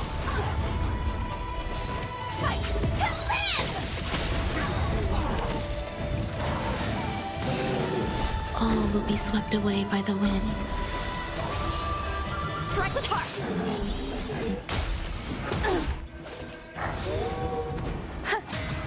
Yeah. Set to the sea, go flame! Let the show begin! Dreams do come true. Blade and strike!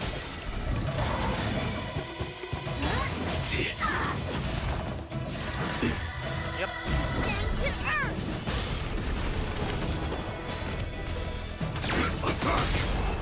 Oke. Menang. I win, Miss Yunli!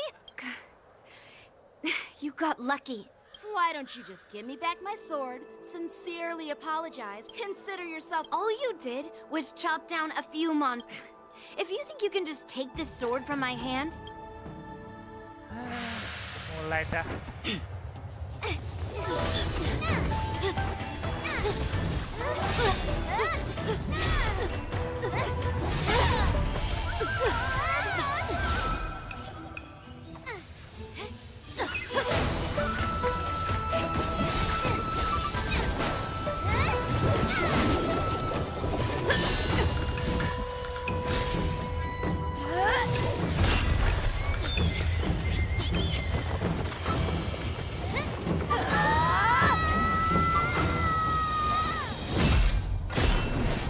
Holy shit. Ini Jenderal Arbiternya. Jenderal Well Arbiternya. fought, my young friends. However, both of you have shortcomings. One of you focuses on dodging and weaving, while the other relies on brute strength, trying to take down targets with a single strike. Damn. Damn, girl. You look so good. who are you? Me? I'm just a patient seeking medicine from the Alchemy Commission. A passerby, if you will. I thought I'd see my fill of impressive fights during the war dance. Yet here I am, able to witness a remarkable fight at the Alchemy Commission, of all places. Well, the Lawfu is never short of surprises. However, I have a small suggestion for you. Why don't you settle this dispute fair and square in the war dances ring? That way, you can resolve your differences with a proper duel and put your grudges behind you. Grudges? No, not at all. Yunli and we were just sparring. Sparring? You summoned your flying swords, and she swung her sword with full strength. No grudges between you. I don't believe it.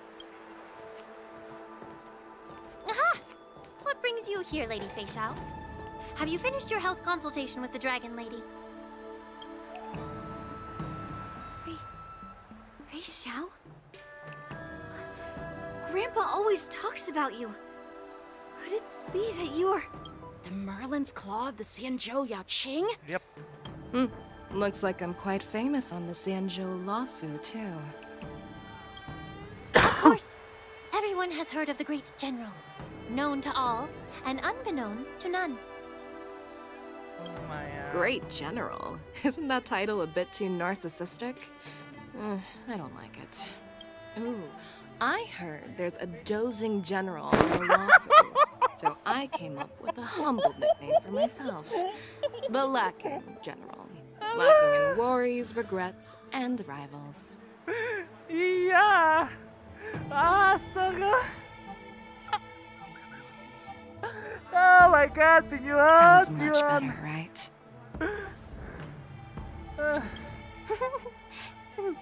Yeah, that's a befitting title that sounds both humble. Now that the sparring session is over, Yanqing and Yunli, shouldn't you politely thank General Fei Xiao for her guidance and bury the hatchet? The sleeping general.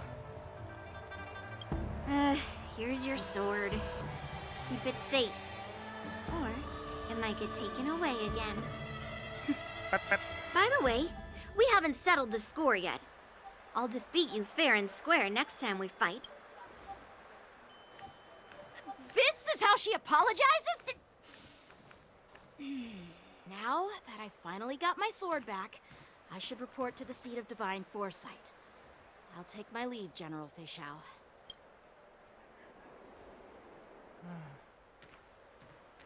Oh, by the way, Miss Linksha, if you've got some free time, I'd like to invite you to the seat of divine foresight for a chat with General Jingyuan.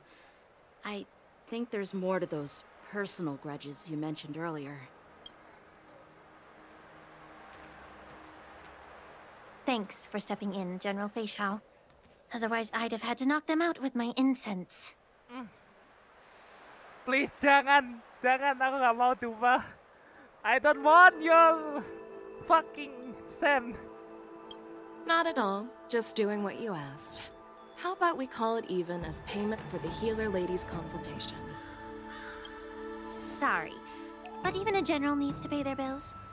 We don't do credit here.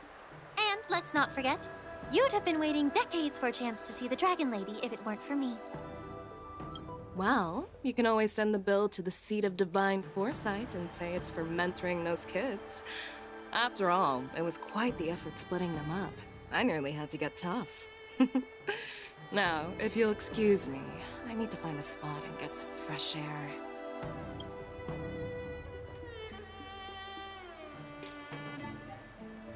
Udah, dia kuat. Cuma permasalahannya, dia bisa loh megang 2 pedang sekaligus di kiri kanannya dengan 2 jari. 2 jari! Back already? You've met with Jing Yuan and wandered around for a few hours. So, what do you think? Iki orang-orang pada seneng iki. Moze. Moze, not It Mozi. appears that the Divine Foresight is using this war dance as a show of strength to convince everyone that the Luofu is prospering after the Ambrosial Arbor crisis. But... I know you're going to say but, right? But the influx of people attending the war dance is like a breeding ground for disorder and rumors. One wrong move, and the Luofu could be in a world of chaos. The Cloud Knights on the streets remain vigilant, so at the very least, General Jing Yuan is aware of this. As for other matters, I'm unable to say. Yep. I'd prefer to be excused from future meetings with generals. I'm just a military healer. And now all of a sudden I'm thrust onto the center stage having cordial chats with 2 generals?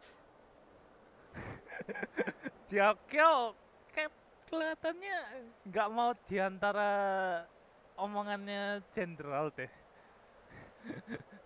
My work doesn't lend itself to being in the limelight either. Yap. Dia assassin.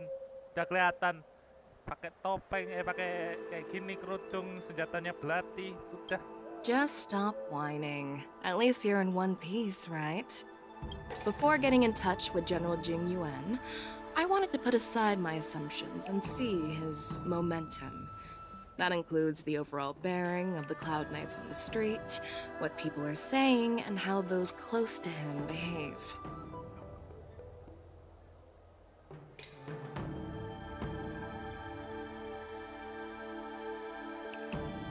The might of an army dwells not within its pawns, but within the force of its collective momentum. Recognizing this fact reveals the true measure of power. Thanks for enlightening me, General. Bawa dong.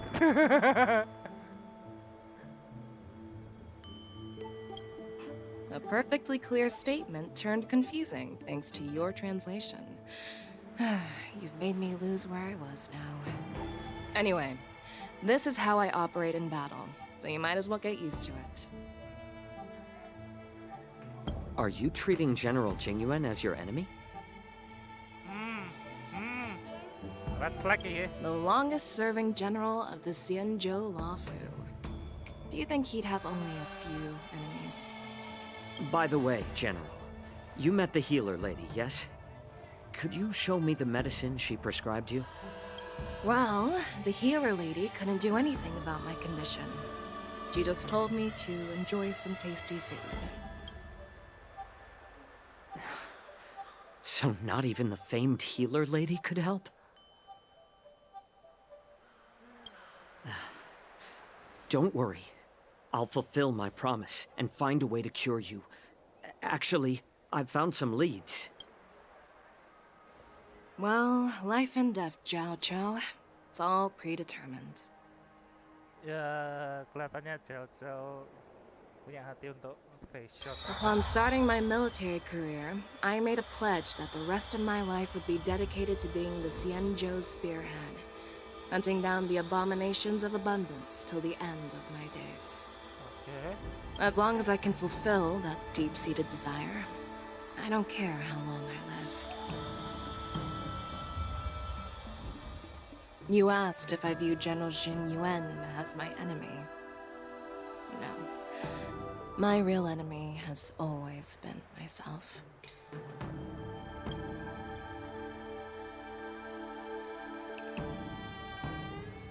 Enjoy some tasty food. So, what's for dinner tonight? Jeez. You really know how to read the room, don't you? Sumpah, Moze ini kok kayak March anjir perilakunya. You guys figure it out for yourselves. I'm due to catch up with an old war friend Oh my I've not seen for quite a god. long time. Moze kok kayak gini. Tampangnya udah keren, sangar.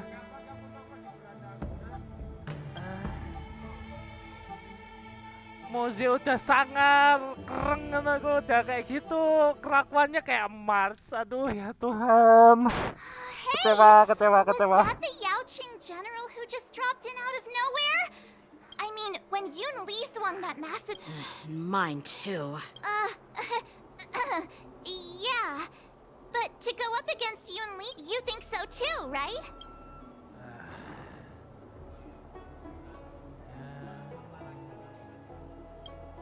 I agree. General Fei Xiao is indeed impressive.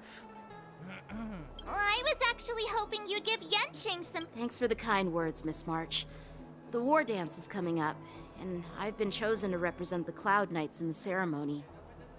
I've had my fair share of defeats lately, and even though I know there are always more skilled sword masters out there, seeing General Fei Xiao's skills today has made me feel a bit uneasy again.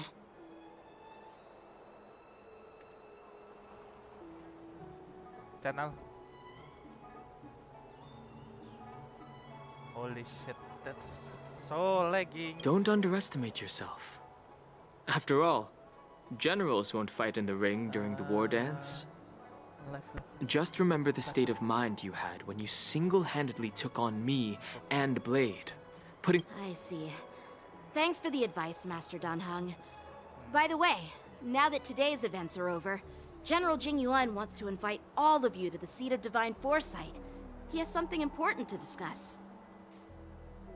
I bet it's about how to deal with the generals from the Yaoqing and the Zhuming. I really don't want to get caught up in grown-up games so soon.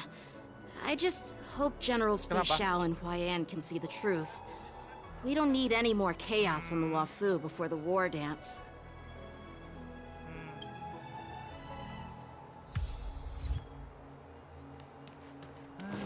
Well, Need your extractor cleaned or your star skips? I don't believe it. Cultured people love this. Time to walk. I hate walk. Aku benci jalan. Would you like me to relay your message?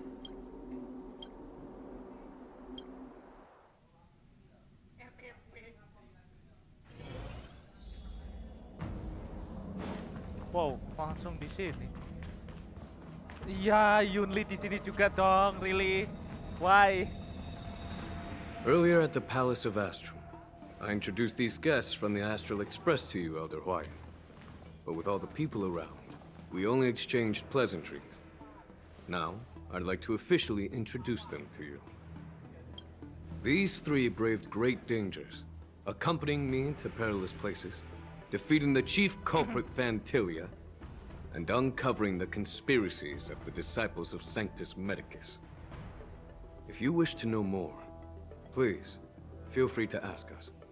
Well, I skimmed through the reports about the Arbor's rebirth from the Master Diviner Fu Xuan. She's been summoned to the Yuchue for questioning. Not There are Fushwan. a lot of doubts within the Alliance about this whole situation. But despite all that, I believe in you. Since you joined the ranks, you have repeatedly achieved remarkable feats. After the High Cloud Quintet each went their separate ways, despite the many criticisms within the Alliance, the Marshal still stood firm against the dissenting voices and entrusted the Lawfu to you. Over the years, you've served the Alliance with loyalty and wisdom. You've taken down abominations in Thalassa, rescued the Xianzhou Yuchue from a siege, and destroyed the demonic planet summoned by the denizens of abundance. I still remember those battles vividly. There are fools who doubt your loyalty. They're happy to see the divine foresight fail because it gives them some kind of sick satisfaction. They haven't achieved anything of their own, so they feed off the failures of others. I see. But I've seen enough failures in my time, and I want to believe that your loyalty has never wavered. So, General Fei Xiao of the Yaoqing is the only one investigating the Ambrosial Arbor crisis on behalf of the Alliance? No. I am too. This old man's words always catch me off guard. The Marshal ordered me to come to the Xianzhou Lawfu, but the document only says, attend the war dance and listen to Fei Xiao's questioning.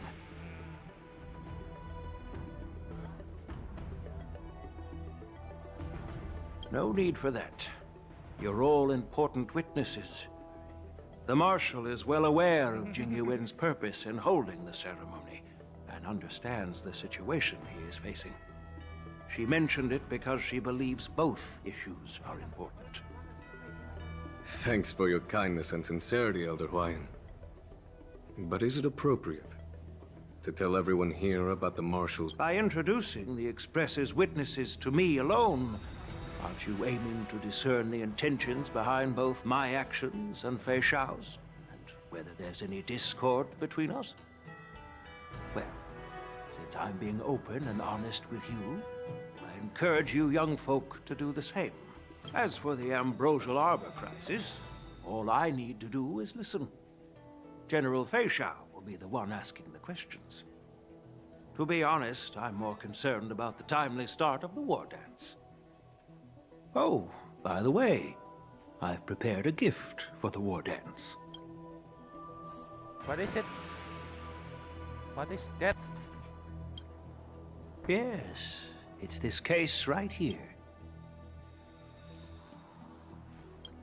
There will be numerous contests and celebrations during the war dance, and the main event will be the Ringmaster's Challenge.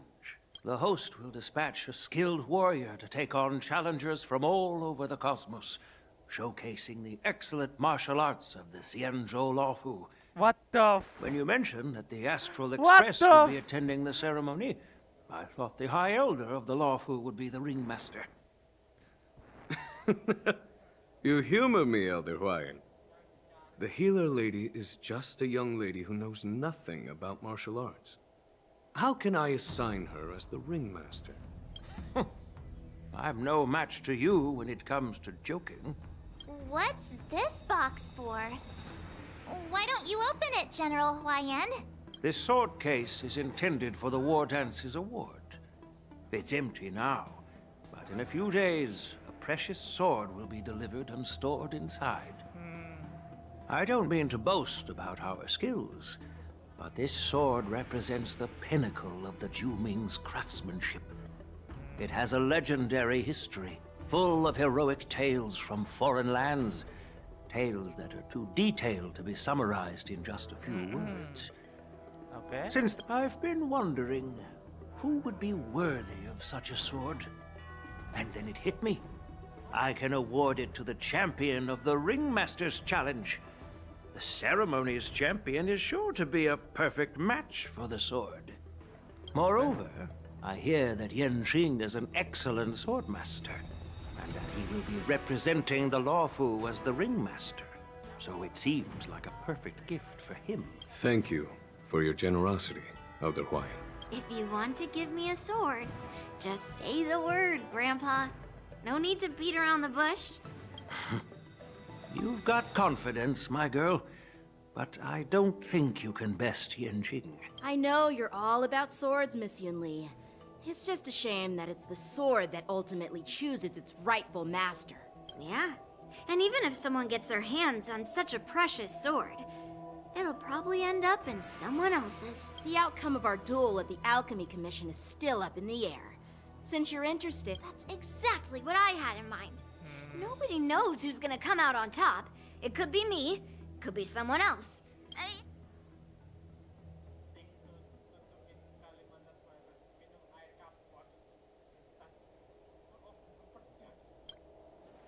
Not to be rude or anything. We've been watching their drama. I'm dying to find out who... Quiet down. We have other guests here. I've prepared this sword to add some excitement to the ceremony, not to have you two squabble. It's not a good look for the Alliance. While you both seem confident that you'll win, you need to remember there can only be one winner and one loser in the ring, which could lead to hard feelings. Actually, I have an idea. We don't know who the winner will be, and it might not be either of you. But if you're eyeing that prize, you'll need to work together. I want you to take on an apprentice who will take part in the war dance and win at least one match. How does that make sense? In my humble opinion, while a Cloud Knight is commendable by securing victories, it's even more so to pass on your skills and spread the way of swordplay. I'd be greatly pleased if this apprentice could represent the Express in the war dance by displaying their Cloud Knight flair and prowess. Well, Elder Huayan's idea is quite interesting. Imparting swordplay skills requires teamwork, and both the winner and the loser will learn a valuable lesson regardless of the outcome. The question is, whom should the two of them take as an apprentice? Yep. Huh? Who? Wait, me? Yep. I noticed just now that Miss March seemed quite interested in the outcome of your sword fight. So I thought, why not teach her the art of swordplay? Wait, are you serious, General? Why am I being dragged into this all of a sudden? I've never practiced swordplay before. I'm a total newbie. You really think I can learn it? Well, you'll probably realize I have no hope and give up on me.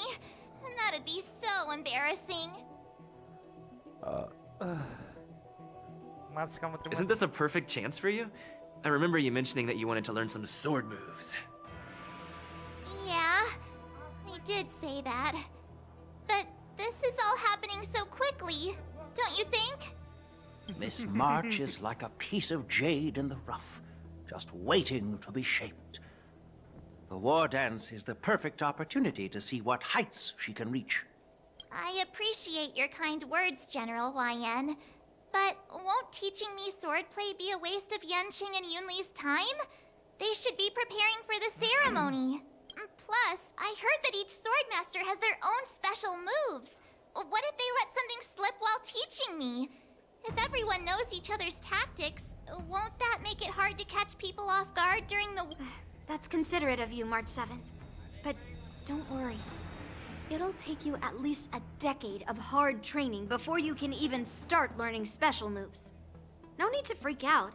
A few Juming swordplay tricks will mean you'll be more than equipped. Really? Looks like March's curiosity has been piqued. The whole point is to know each other's moves. Defeating your opponent in just one move? How boring would that be?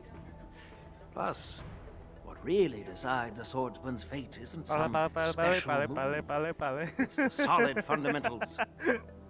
So Miss Yunli has already agreed. What do you say, Yang Qing? General, I haven't graduated yet.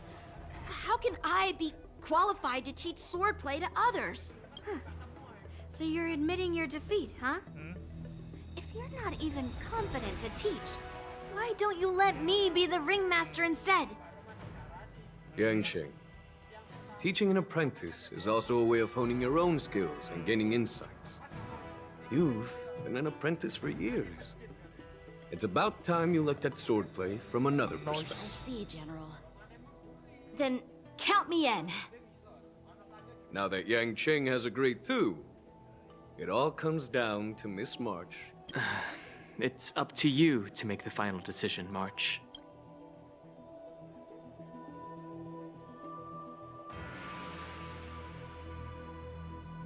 At least that way, I won't have to worry about you accidentally shooting me in the butt all the time. Hey, I've never missed my target. You Then always I'm on miss. board. Thank you for your kindness, General Huayan. Great! Starting tomorrow, Yanqing and Yunli will teach you the basics of the Cloud Knight's swordplay. Yunli and I will head out and purchase some sword practice equipment for Miss March. Think of it as a little initiation gift. You're too kind. Wait, you're giving me a gift? Shouldn't it be the other way around?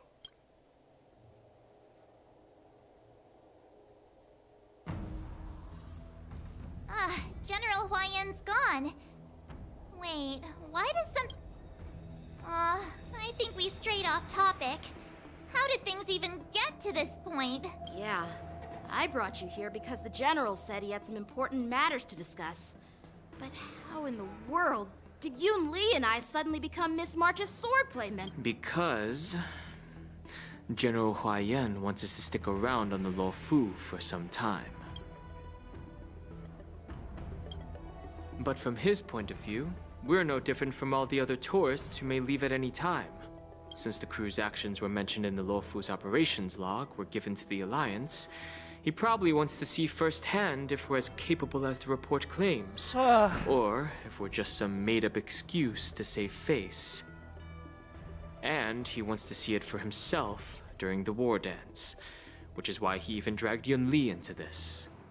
What began as a simple contest between two sword masters has now evolved into you two collaborating to mentor March.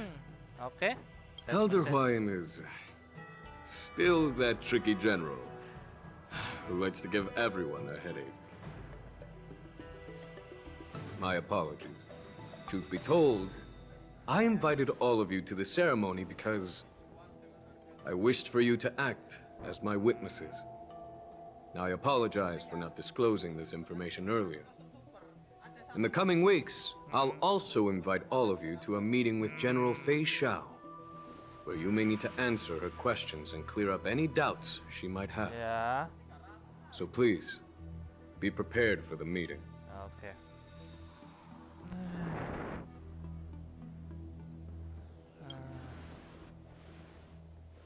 Don't worry, General. No matter what happens, I'm prepared to stay here as the Express's witness and answer any questions. Thank you, everyone. General, I know there isn't much I can do to share your burden, but... As the Luofu ringmaster, I won't let anyone defeat me in the war dance. Okay.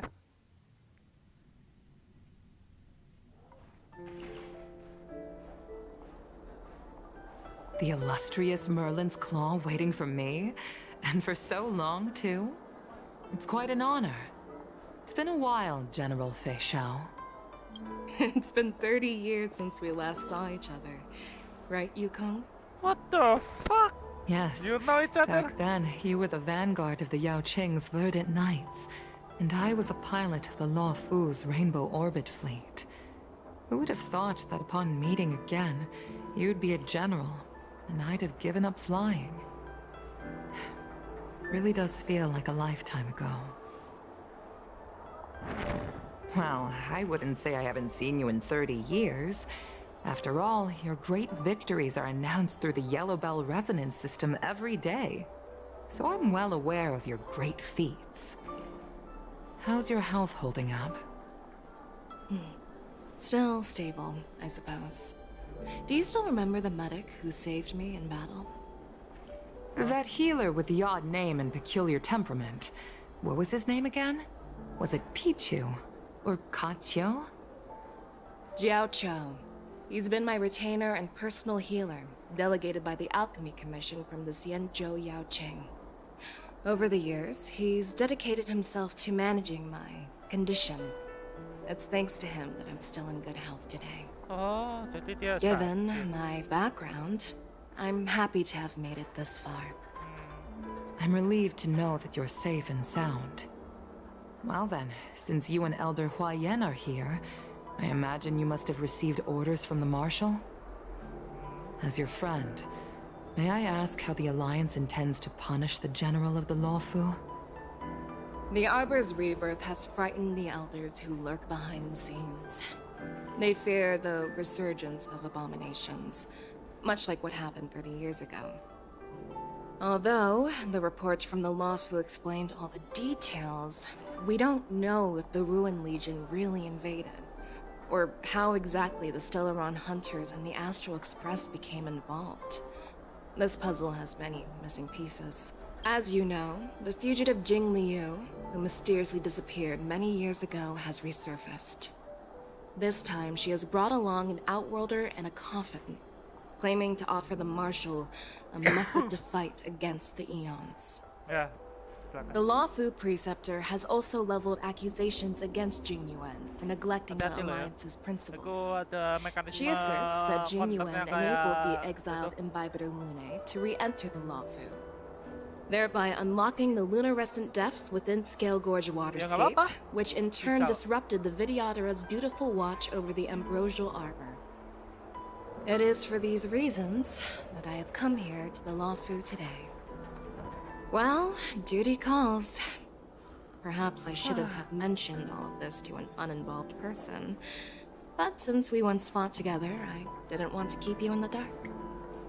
Perhaps pretending you didn't hear any of this would be for the best. I understand. I'm sorry. I was out of line. I know I shouldn't be defending General Jing Yuan right now, but... well, you know how I am. The Lawfu has enjoyed centuries of stability since the end of the sedition of Imbibitor Lune, much of which can be attributed to General Jing Yuan's masterful strategizing. Unfortunately, for a long-life species, enduring through the ages always culminates in a failure that undoes all previous achievements. A moment that our adversaries relish. That's true. And that's why I'm also here for another purpose. To visit Hule. Hule? Hule? You mean that Hule? The Borisin warhead? The same Hule who has been imprisoned in the Shackling prison for over 7 centuries? The nemesis of the Foxians who will never be forgiven and shall be imprisoned until the end of the cosmos. I can't quite remember the exact wording, but yes, the very same relic. Usually, only emissaries from the Xianzhou Yao Qing Skyfaring Commission visit him once every century. Why do you have to visit him now, of all times? The Foxians and the Alliance made a pact to combat the abominations, aiming to achieve justice and free their kin. That werewolf monster is to be forever imprisoned in the dark recesses of the Shackling prison, facing unending retribution. Given the situation on the Lawfu, those on the Yao Qing are concerned about Hule's imprisonment. I'm afraid that the routine visit every century is no longer sufficient to ease their concerns. That's why I was sent here, to reassure them. It's all bad news. Well, not everything. There might be a silver lining. Oh, by the way, I found some clues about the thing you asked for. Tell me more. The Verdant Knights followed the route you mentioned and discovered the wreckage of the Whistling Flame ship. Unfortunately, there were no survivors and no cargo.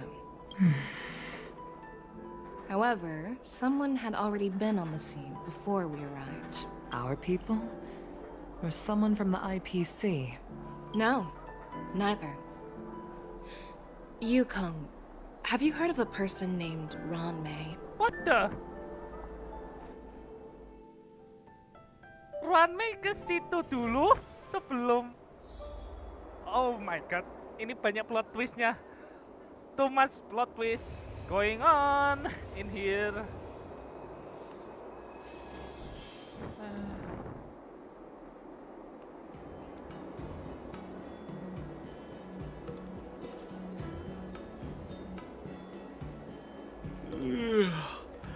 I'm still feeling sleepy. Did I oversleep? Where did March and Donham go?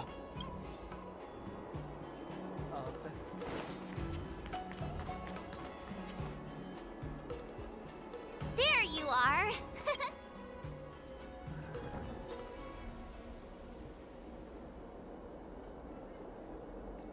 You haven't forgotten about our promise to General Huayan, have you? I woke up especially early so I can start teaching Miss March swordplay.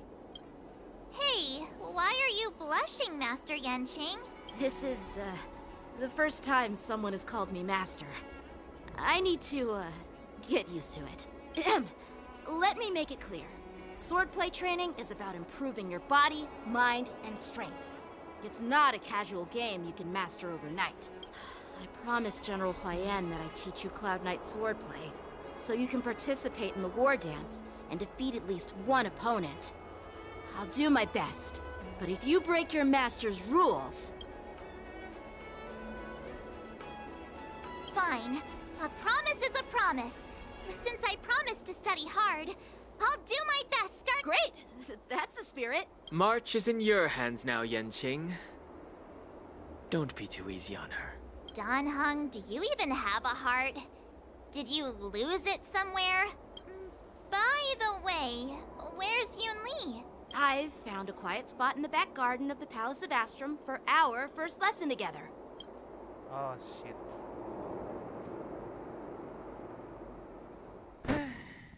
Oh, Mas Seven POV. Seriously? It's the first day and you two are already late? Why is everyone on the Luofu so laid back? Master Yunli, you're already here. Sorry for keeping you waiting. Oh, wait. Were you trying to teach her in secret? I'm just showing you what Luofu etiquette is all about. She might be my apprentice, but it's customary for the master. As the host, I'll be teaching Miss March the essence of Luofu's swordplay, after which she'll emerge victorious in the war dance ring. You won't be complaining about Luofu's swordplay then. Stand aside, rookie. Let me show you how we Zhuming swordmasters treat their... Quickly. Over here, Miss March. This is a reverse mentorship gift from me to you. I hope you put it to good use. Oh, dikasihnya dari sini. Bukan, ternyata bukan baju lama. Ternyata ini bajunya yang dikasih dari so beautiful. Yunli. Sword practice requires precise movements. This outfit is tailored to fit perfectly and allows for smooth movements. I even added some small accessories. You're awesome, Master Yunli! See? See? How can you compete with me? I'll teach March 7th the essence of Zhuming swordplay so she can win the contest with my sword skills. Actually, I've prepared something too. Huh? You have a gift for me too, Master Yanqing? Since you want to learn swordplay, Miss March, you'll need suitable weapons. So, I went out of my way to prepare a pair of swords overnight. Ternyata Unfortunately, I didn't have time to ask the craftsman to customize the swords for you. But I did my best to choose ones that look nice and are suitable for a beginner. I hope you like them, Miss March. so Yunli give March clothes, Yanqing give sword to March. Jadi nggak ada yang satupun dari March itu yang kayak ditusuk atau apa gitu. Thank you, Master Yanqing! Bet you didn't see that one coming. The real competition is just getting started. I'm so lucky to have two great masters. But why does it feel like things are getting a... Yep. Gitulah March. So what do you think, Masters? Does this outfit suit me? Perfect. I chose it carefully. It's perfect for beautiful young swords. All right, let's get started with the training. The person next to me is a Cloud Knight instructor I've brought in. For your first lesson, try exchanging a couple of moves with him. Wait. We're having actual combat training for the first lesson? Isn't that a bit too intense? Well, I heard you have some experience with archery and martial arts. The first thing we're going to do is see just how strong your fundamentals are. Come on, step forward and strike with the sword in the most natural way you can think of.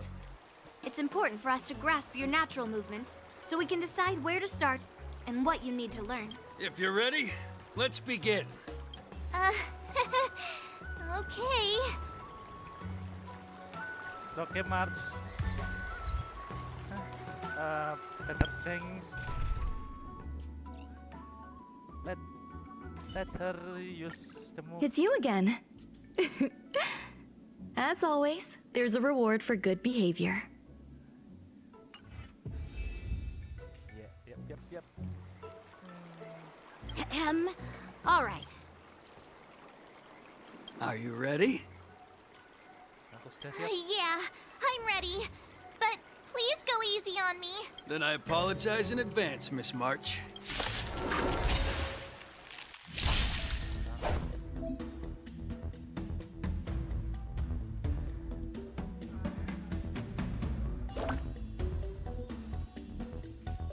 Please have some tea. Pay close attention, Miss March. Lawfu swordplay is all about being swift and agile in your movements. Yes, you! Practice is over. Swords descend! Ignore him. Strength is everything. Oke, yang satunya kecepatan, yang satunya kekuatan. Gimana ini? Iya, ini AOE. Ini single target. Like this? Well done!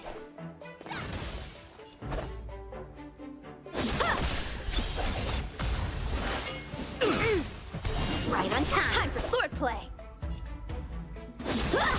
Within the self, not the sword.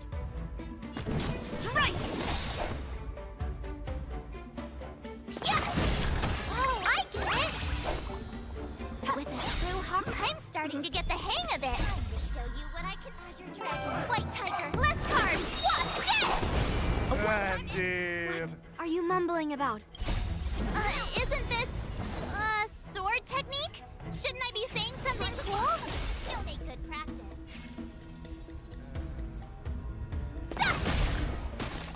Mountains fall!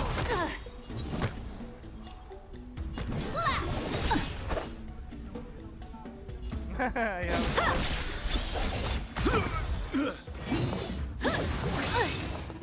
Yes, you! Nice job! Wait, apa? Benar. Tadi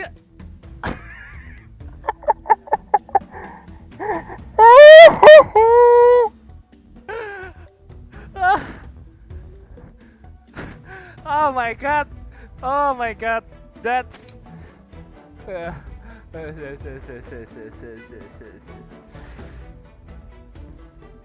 Erudition, Destruction, Hunt. Penjatan damage tambahan. Berdasarkan tipe Shifu, Harmony, Nihility, Preservation. Pengurangan toughness meningkat. Oh my god. Gini caranya ini. Ultimate. Menaikkan jumlah hit dan peluang jenis attack berikutnya. Oke. Shifu.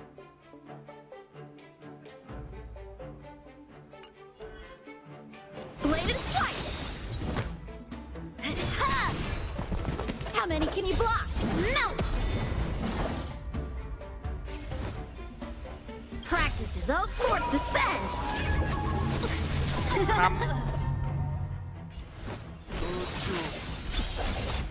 Awesome! Gua serang yang ini aja. Gua pengen lihat serangannya kayak gimana. Alright, check out this move!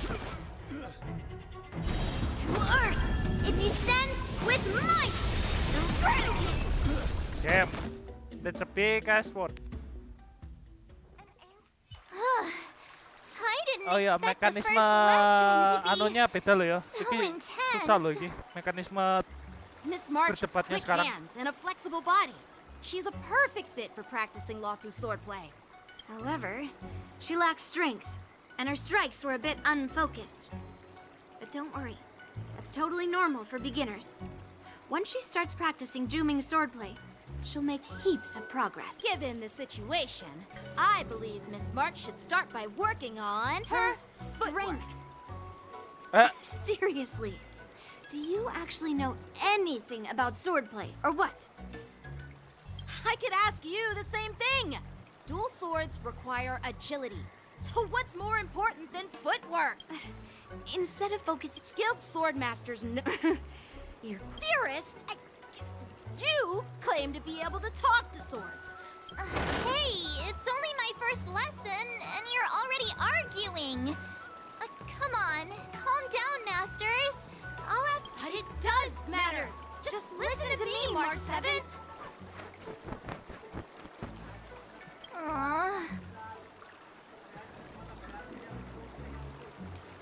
Ya, silakan.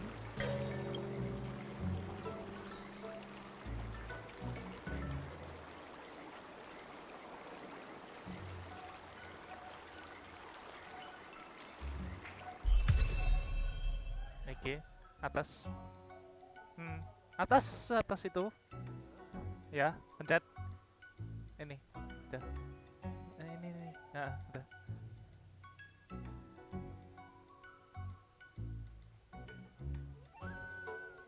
Oke.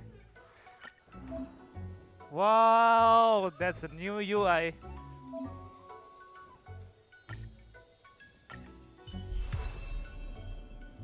Atas. Langsung.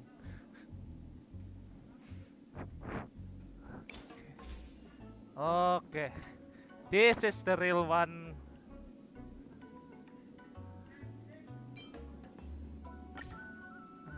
Oke.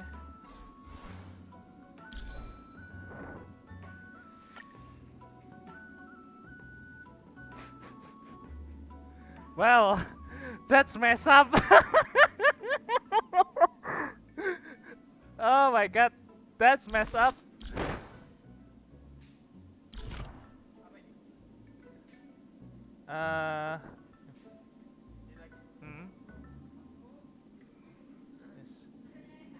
Yes. Yeah, okay.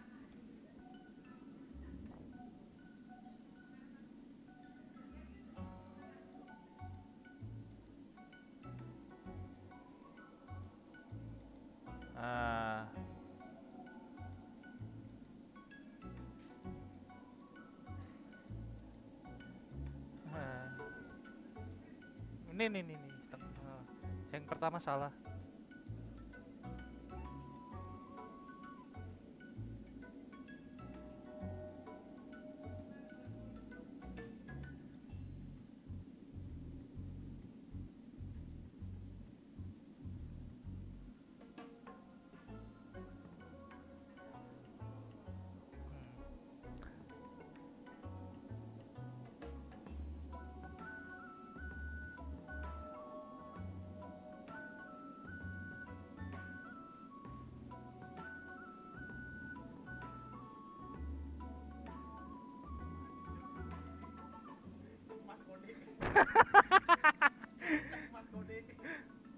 Oh my god, what is this?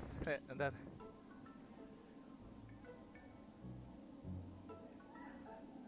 Holy shit. Bentar. What the hell? Gunain peluru. Han. Tapi yang ini yang baru. Ini apa ini? Wow. 25%. Oke. Apa nih? Baru ini ya? Oh, so glad. Tahu nggak pernah farming ya? Asuh. You can never have enough skills. Let's train some more.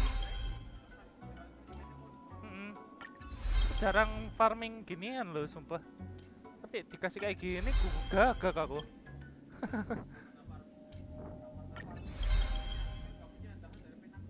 Iya. Literally. Apa dikasih dari ini ya? Sementara gini aja dulu lah. Aku ya jarang nganu ini anjir. Oh my god. Oh my god. She's so beautiful. Edolannya bagus banget sih. Oke.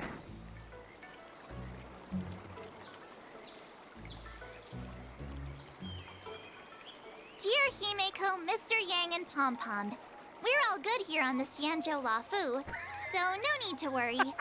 By the way, how's your trip going? As for me, I've somehow become the apprentice to one of them is Yanqing, the boy we've all met before. The other is Yun Li, the granddaughter of General Hua Yan from the Xianzhou Juming. Both masters are super strict. I tried to drag him into this, but he refused. Then I tried to rope Dan Heng in, but Master Yanqing wouldn't have it. Still, I didn't let the difficulty get to me. In just a few weeks, my sword skills have improved a lot.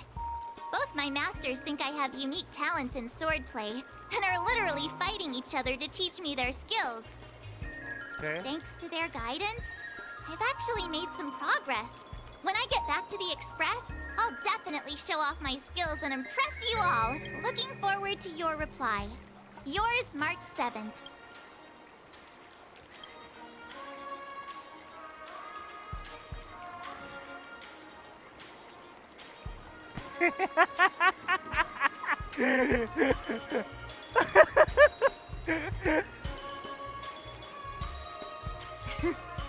Well done. Let's call it a day. Perasaan di buff ini. Jadinya si March 7. Miss March's sword skills are really coming along. She'll hold her own just fine in the war dance.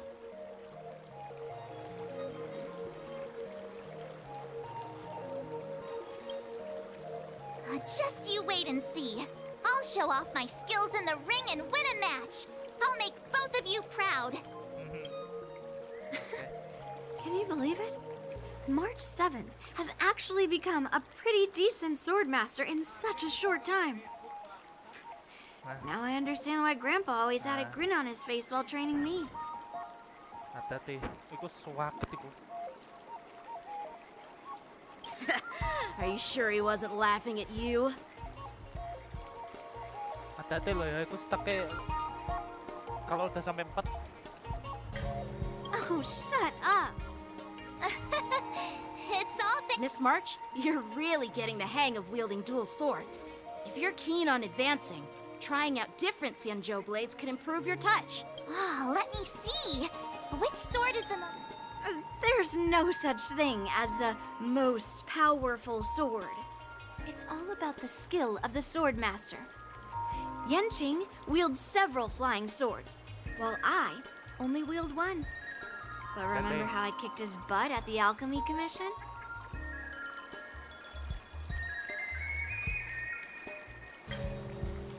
First, you didn't kick my butt. Second, you'll never kick my butt. Third, how about we settle this right now and see who kicks whose butt? Yeah, I'm up for that. And if I kick your butt, you'll drop out of the war dance. Why are you two arguing again? I thought things had been improving between you lately.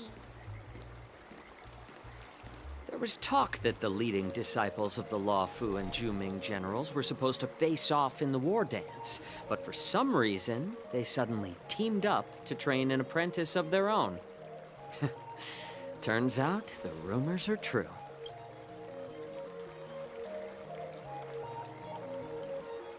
Okay, Tomorrow is the big day of the war dance. Shouldn't you two be focusing on honing your skills instead of teaching swordplay here?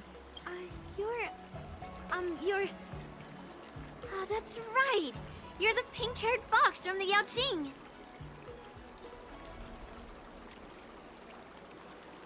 This is Mr. Jiaoqiu, the healer working for the general of the Xianzhou Yaoqing. Ah, got it.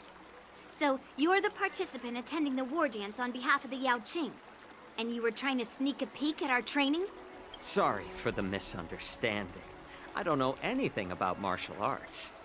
I'm just here on the general's orders to take care of some official business. I didn't mean to interrupt your training. I'll be on my way. Sorry about that. If you know nothing about martial arts, why were you smirking earlier?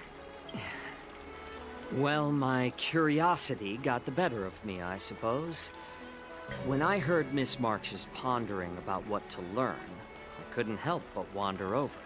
From my professional experience, cleavers, slicers, chopping knives, and carving knives are all just tools.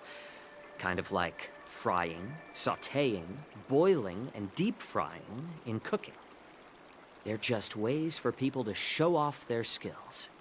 How you use them really depends on the ingredients you're working with. It's like your sword teaching methods. If you align your ingredient, in other words, your apprentice's natural tendencies, with the right cooking method, by which I mean the teaching method that best suits her, she'll make double the progress in half the time. For example, golden eggplant tastes best when fried, cloud peppers when stir-fried, and yellow boulder beef when simmered. It's all about discovering the nature of the ingredients. I mean, apprentice. Dasar Jiaoqiu. Ini bukan masak, ini ilmu pedang. Lu bedain dikit kenapa? All this talk about food is making me hungry. Aren't you a healer? Why are you talking about food? Well, it's just a metaphor. The medicinal school I follow on the Xianzhou Yaoqing is called the Ranja School, that specializes in food therapy. So it's only natural that I know a thing or two about cooking. So, you're the general's cook?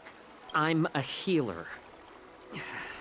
But anyway, a cook who isn't interested in health doesn't make for a good advisor. Fine. Call me a cook if you want. Seeing the way you're looking at me, it's obvious you think I'm just some feeble academic who likes to blabber on about martial arts. But, in reality, I know a thing or two about killing. After all, the art of healing inherently encompasses both life and death. Seriously? Trying to save face in front of kids? Ugh. Do you recognize this bottle of medicine in my hand? No? This is called tumble dust. An extract from an exotic flower named Yabra. What the fuck? That name? Is it poison? Well, it depends on how it's used. With just one drop, it's able to numb a patient's body during surgery, making them painless throughout the entire process. However, increase the dose or the potency, and it'll slow the metabolism, making the blood thin and resulting in the loss of all senses. Even long-life species cannot escape it. This thing can save lives or take them. It's more powerful than the swords in your hands.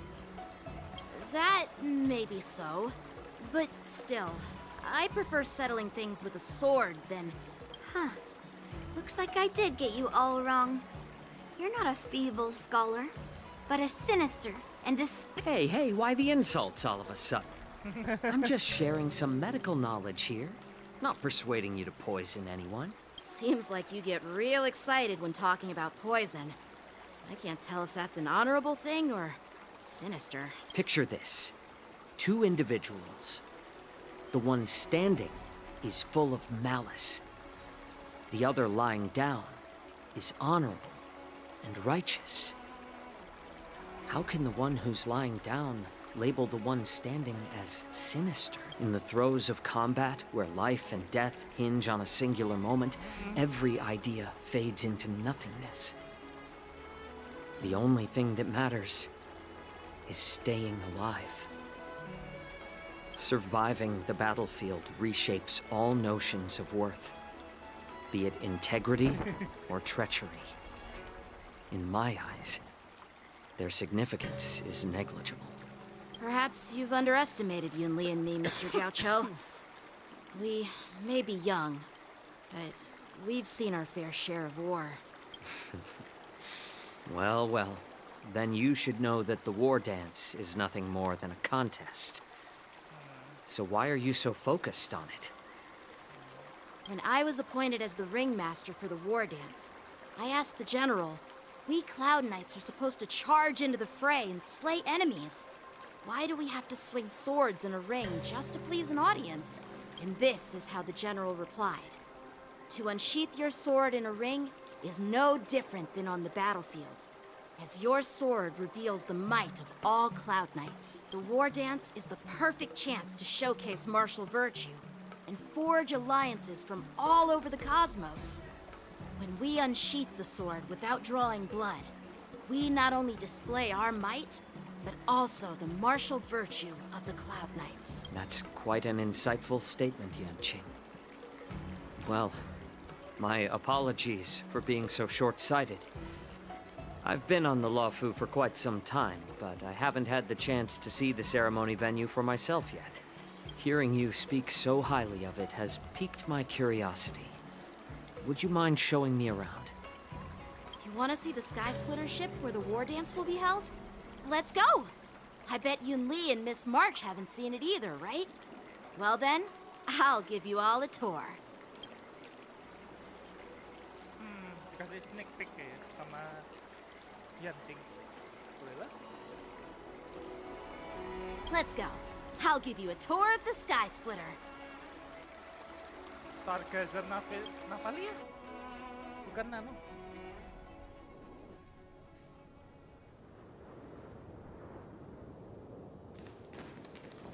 Looks like a lot of other visitors have also come to catch a glimpse of the Sky Splitter.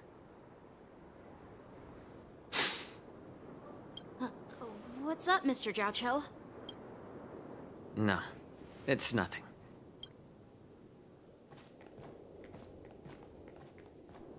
Do you see that airship in the distance? That's the Sky Splitter, the venue for the war dance ceremony. Wow, that's a big sword. It doesn't look all that impressive from this distance. Big ship. The Sky Splitter is actually a decommissioned Luofu military vessel. People aren't allowed on board until the war dance officially commences. Tomorrow, when the bell rings and the ceremonial cannons roar, I'll be there representing the Cloud Knights of the Xianzhou Luofu. Standing in the ring, ready to take on challengers from all over the cosmos. Since I was a kid, I've been training in swordplay and the art of war under the general. Every day, I'd swing my sword 10,000 times, and then thrust it 10,000. I understand that I'm not like other kids.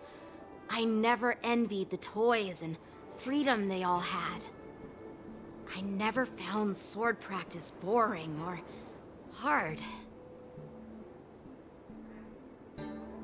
Even in the thick of battle, facing down savage abominations, I never felt scared. Each day, I could feel myself getting stronger and stronger. and I racked up countless But then, I faced a really tough opponent. And just one slash shattered my confidence into 1,000 pieces. That's when I felt true fear for the first time.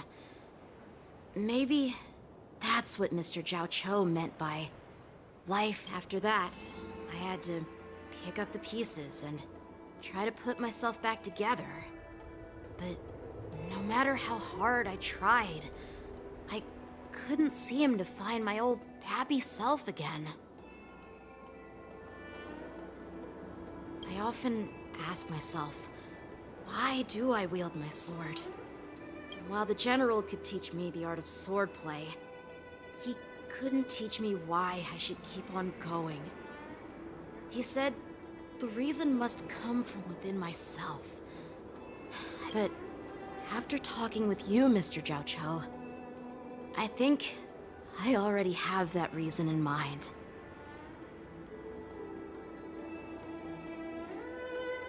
As a member of the Cloud Knights, but when I wield my sword, it feels like I'm letting go of everything. I love the feeling of giving it my... That's why I wield my sword. Oh, Yanqing. So young, yet so grown up. By the way, how old are you exactly? Age doesn't really matter. All sword masters will understand how I feel. I get it. Looks like all the kids on the Luofu live tough lives. So, how about you, Miss Yunli? It's not polite to ask a girl her age, no matter which Xianzhou ship you're on. I'm not asking your age. I'm asking if you have a dream like Yanqing has. You don't talk like a cook. You sound more like a TV host or something. Need I repeat myself again? I'm a healer. Well, I don't have a dream like Yanqing does. The only reason I'm participating in the Ringmaster's Challenge is because I made a promise to my grandfather that I'd win the precious sword he's contributed to the war dance. Sounds like that mind of yours is just filled with swords. I bet you've got nothing better on... My father was a craftsman on the Xianzhou Juming. Because of his foolishness, many innocent people fell victim to the cursed swords he forged. Since I was a kid, it's been clear to me that not everyone deserves to have a weapon in their hands. Giving them a sword is no different than being cruel to the innocent. So, whenever I come across someone unworthy of a sword, I can't help but want to take it away from them. Given that Yanqing is the war dance ringmaster, I'm stepping up to challenge him. To ensure the precious sword doesn't fall into the hands of an unworthy master. Hey, what do you mean by an unworthy master? Buko si monyet.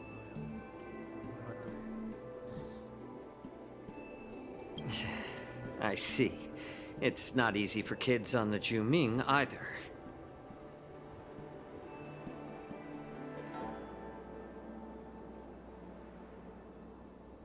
Well, it's better to have a reason for wielding a sword than to be lost and confused. I've saved countless Cloud Knights in my life, and there are plenty of exceptional warriors, just like the two of you. What happened? Oh, nothing. I was just reminded of some old friends and old tales. Judging from my professional perspective as a healer, both of you possess remarkable vitality. Your energies flow like raging fires and mighty gales. The upcoming fight will definitely be impressive. Well, we've seen the Sky Splitter and toured the Stargazer Navalia. I guess it's time to say goodbye for now. What? You're leaving already? But you haven't asked me. It's getting late, Miss March. Unlike you lot, I'm a grown-up bound by responsibilities and duties. The tasks entrusted to me by the General won't complete themselves. By the way, Yanqing, is it normal to have so many people wandering around in an automated area like the Stargazer Navalia? Actually, this is a restricted area. But since you're all guests, I made an exception, so... I understand. Well, I'll take my leave. I wish you both the best of luck in the ring tomorrow.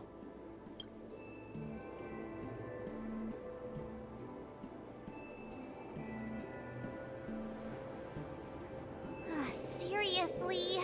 I just spent so much time thinking about... Now that we're done with our tour of the Sky Splitter, shall we continue with our training? Why don't we take a day off? What? You want to secretly practice sword? You know cramming before a fight never works out. For some reason, seeing the Sky Splitter has boosted my confidence. So, I've decided to conserve my strength for tomorrow. All right. I'll take you out of the Stargazer Navalia.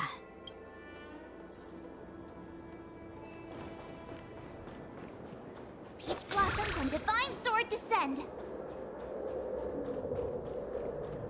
Peach Blossoms and Divine Sword descend!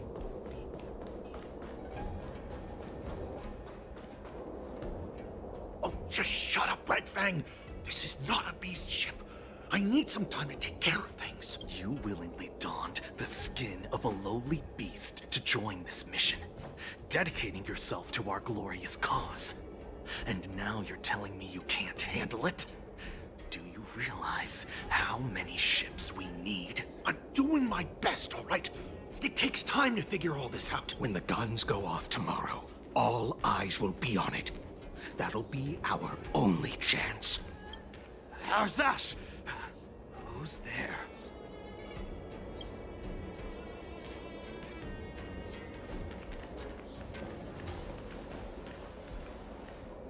Who are you guys? An impromptu inspection. Why are there outsiders loitering in Stargazer Navalia? And a bunch of kids at that. Hey, kids, didn't your parents ever tell you to stay away from the Stargazer Navalia? I know it's an automated facility, but it doesn't mean you can just break in and do what you... First of all, I'm an adult. Second, I didn't just break in. Yeah, we flew here on a star skiff. Like, Well, I'm not trying to tell you off, but this place is off limit. Big sis, let's go. Huh? Ever hunt planes? Yeah, sure. Big sis will take you. Shuha! You should have let me. Shh, the overhaul is done, and everything looks good. We should leave.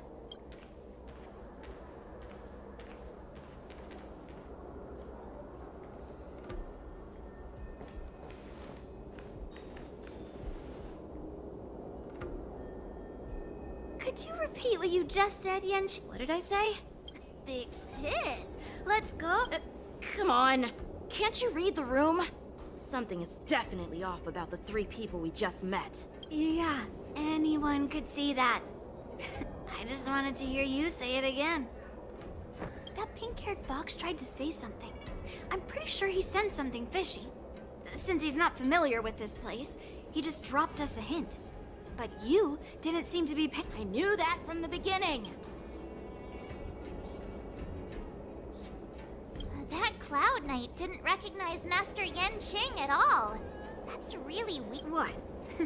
Is he famous on the Lavu or something? Not you. Have a Cloud Knight, a member from the Skyfaring Commission, and a craftsman. They're from various departments, and the reason for the overhaul seems legit. But one of them blurted out some weird language just now.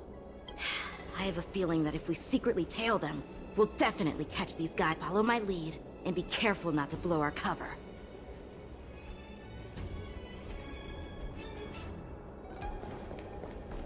Never mind who they are. Let's just film them.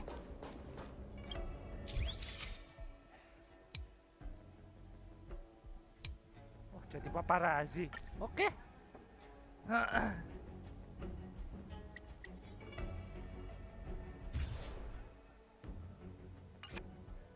We should have just killed those lowly beasts. Those little brats won't take up much space. There are boxes all over this place. Just dump them into one and no one will notice. Cut the theatrics, Grulok. Even the slightest slip-up could interfere with Lord Moktok's plan. So where are we heading next? Okay. To check the freight skiffs. We've got a lot of preparations to do. Also, don't forget to take those crates with you. Weapons, supplies. We've got to be well prepared. Otherwise, we're screwed. So, are they smugglers? What exactly are they up to? I have no clue, but they seem to be moving those crates. I've got an idea.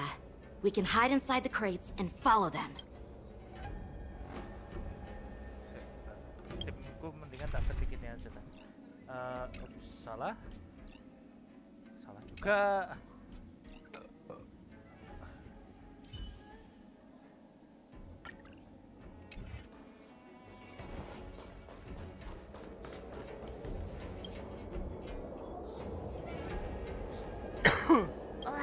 So... I can just hang in there.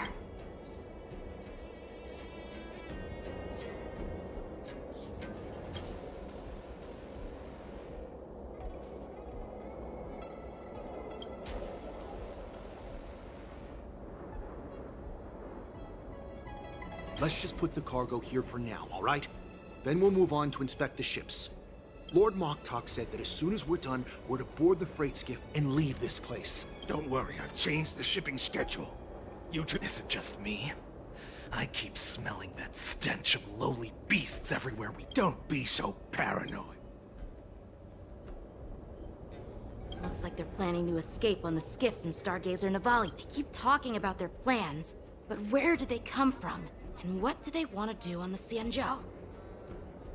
They're definitely up to something bad. Wait, they disappeared. Let's catch...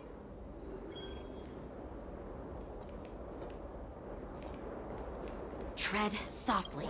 Breathe quietly. And make sure to keep an eye on them. Hide out of sight as soon as there's any sign of activity.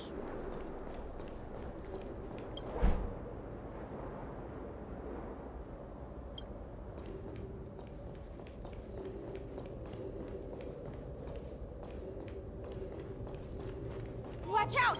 They're on high alert!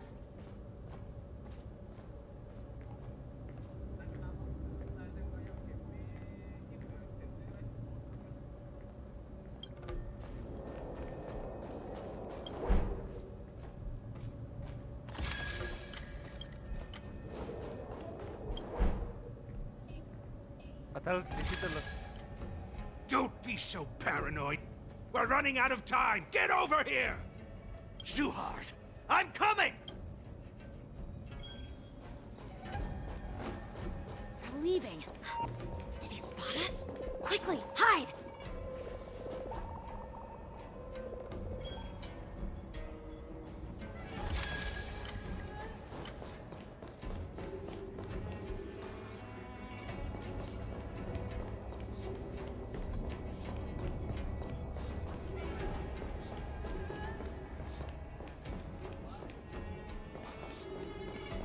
Watch out! They're on high alert!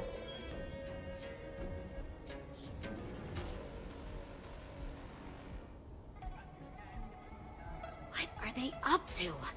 They're all wearing official uniforms, but I'm pretty sure they're not members of the Skyfair. Never mind who...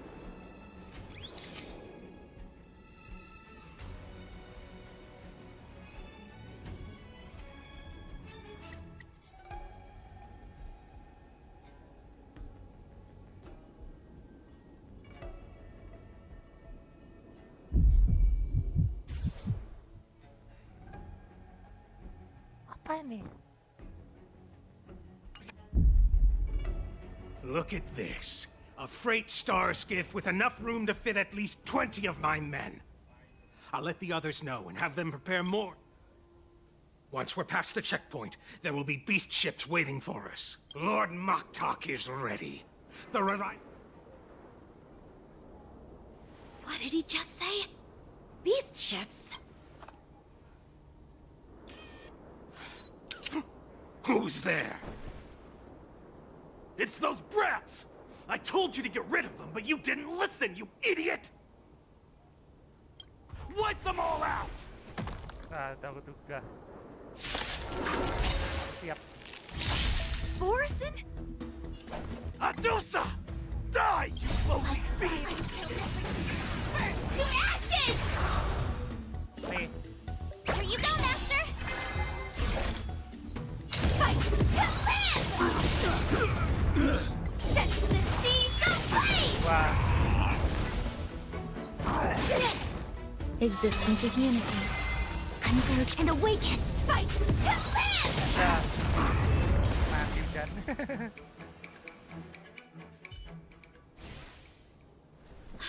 How is this possible?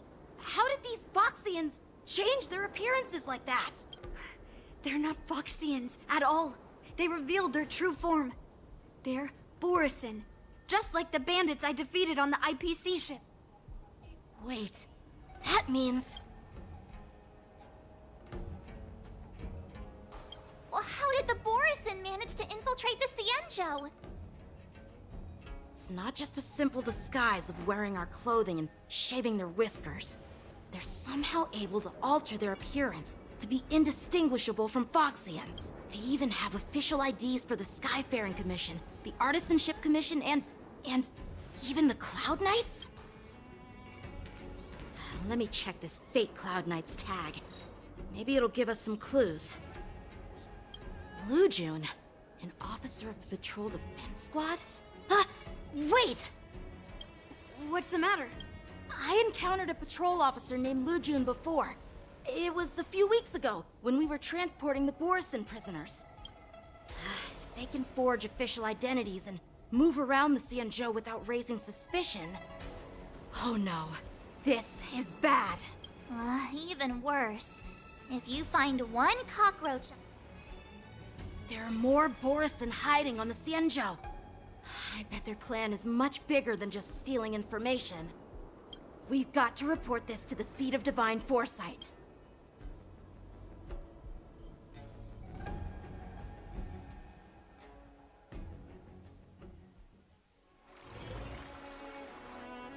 Yep, kembali. Ya.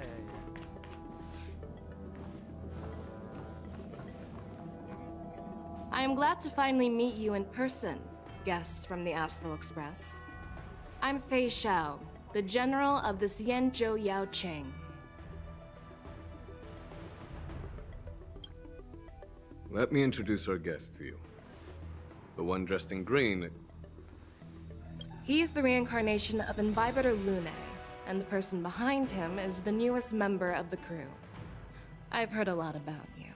Outside the reports from the Law Fu, the Skyfaring Commission of the Yao Qing has also gathered plenty of information about both of you.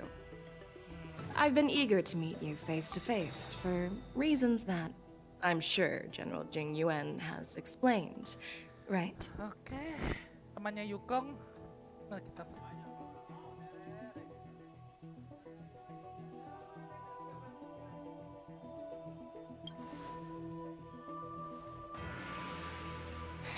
That's right. But don't worry, this isn't a trial. I just want to have a chat with you and get a better understanding of the facts. According to General Jing Yuan's report, the Ruin Legion is to blame for the Ambrosial Arbor crisis, and all Arbiter Generals should pay attention to the Ruin Author's movements. Over the years, the Destruction's minions have wreaked havoc on countless worlds, and the Alliance has been keeping an eye on them. But no one expected them to join hands with the remnants of the Abundance.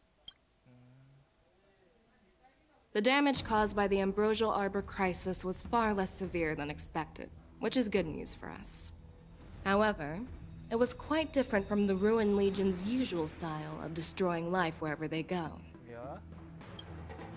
While I trust the bravery of the Divine Foresight and the Nameless, I'm curious about some details missing from the report. I'd like to take this chance to have an exchange with both of you. Let me be clear. The questions I'll ask might not reflect my actual thoughts. So please don't take offense if any of my questions seem a bit harsh. Please go ahead, General. But keep in mind, we can only answer based on what we know. And perhaps you already have the answers to your questions in your heart. You have a clever tongue. I like it. Waduh. The Merlin's claw is quite articulate. Right now, her intentions are unknown, and Jingyuan wants us to be honest. Let's cut to the chase. Before the crisis struck, the Astral Express was guided here by a Stellaron hunter, a wanted felon, in an attempt to resolve the Stellaron crisis. However, everyone in the cosmos knows of the Stellaron hunter's reputation. So, why did you place so much trust in them? Could it be that some of you have a connection with them?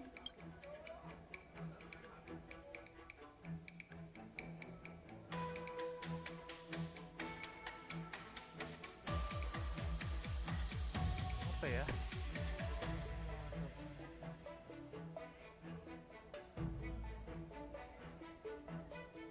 Apart from the Lafu, there are many other worlds suffering from Stellaron corrosion. For example, Eurillo 6, the world that the Express stopped at before reaching the Lafu, was one of them. To the Express, Stellarons act as roadblocks on the Silver Rail and pose risks to the warping process. And that's why dealing with Stellaron issues is part of the duty of the Nameless. Ah, I've heard about those problems caused by Stellarons. The Express connects various worlds, so it makes sense for you to take care of this. The cosmos is a mess, and the Trailblazers are just doing their best to fix it. I understand. Let's move on to the next question. The reports suggest that Don Shu, the master of the Disciples of Sanctus Medicus, colluded with the Lord Ravager and used the power of the Stellaron to resurrect the Ambrosial Arbor. But here's the thing. Don Shu was just a chief alchemist. Even if she colluded with our enemies and summoned the Stellaron, how did she manage to bypass the Videodora guards around the Ambrosial Arbor? Iki agak sulit iki.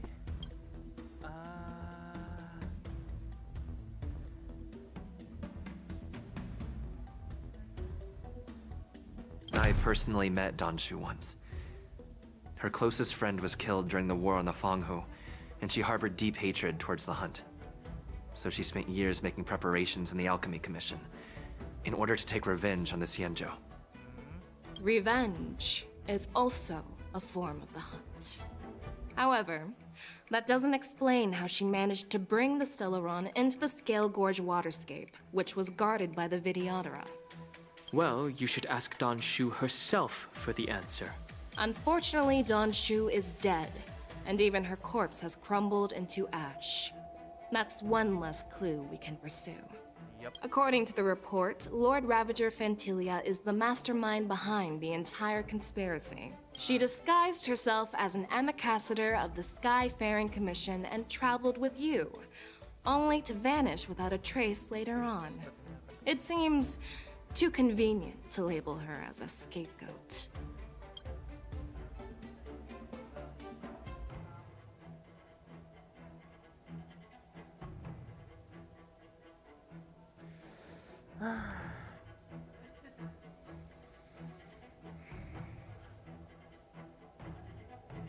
Gimana ya?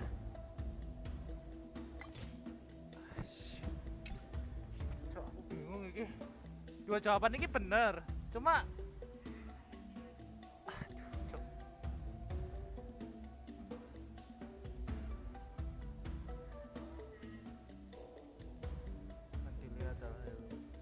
We were working with Diviner Fu, and she also witnessed Fantilia's true form.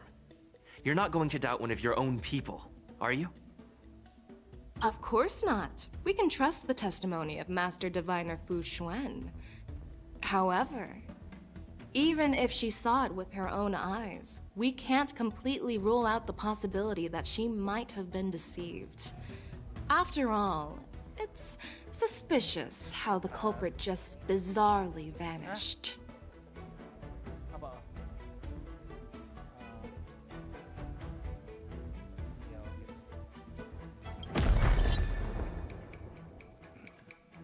Oh. It seems that your answers have addressed all my questions. Generals, I am finished with my So, what do you think, General Fei Shao? Have the doubts in the report been cleared up? The two nameless have been honest in their answers. Even though there are some tricky details, my intuition tells me there is nothing wrong. However, the 3 questions I posed earlier were not just for the nameless, but for you too, General Jing Yuan. First, the disciples of Sanctus Medicus grew uninterrupted on the Law Fu, yet the 6 charioteers were not aware of it. That was a dereliction of duty. Second, you believed in the Stellaron Hunter's prophecy and entrusted outsiders to solve the crisis, even granting them access to the Plague Mark. That was a dereliction of responsibility. Third, you insist on holding the war dance right after the Ambrosial Arbor crisis, putting the Lawfu back in the spotlight. That is a dereliction of wisdom. Merlin's Claw. Is this your line of thinking, or the Ten Lords? From the moment I walked in, I made it clear that the questions I'd ask might not reflect my actual thoughts. The disciples of Sanctus Medicus were deeply rooted and had been plotting for a long time. I admit it was my negligence for not noticing it earlier. As for the Stellaron Hunter's prophecy, I didn't believe all of it, but in the end, the Law Fu did survive the Ambrosial Arbor crisis. So, I think it's safe to say that Elio's prophecy about the future holds some merit. What the fuck, Lu? And as for the war dance, do you think I'm unaware of the risks? However, risks can also be opportunities. The Law Fu has lain low for too long. I believe it's time to stir up the dregs hidden in the depths and wash them away once and for all.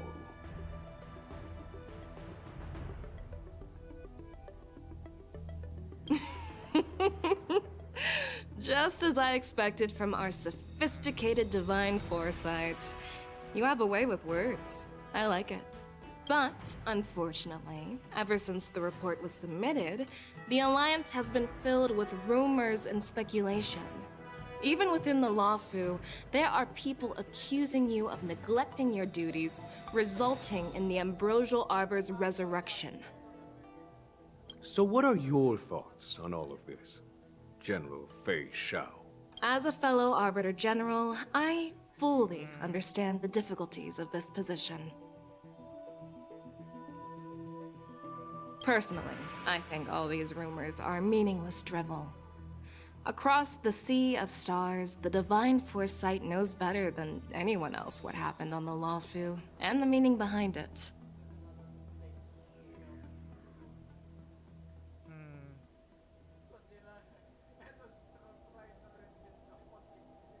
Just as what happened on the Xianzhou Yaoqing recently. You mean the Xianzhou Yaoqing is also... The scouts of the Verdant Knights have sent back reports that Borisin are making trouble again. The Borisin packs that were once divided and scattered have started swallowing each other up, forming larger and larger packs.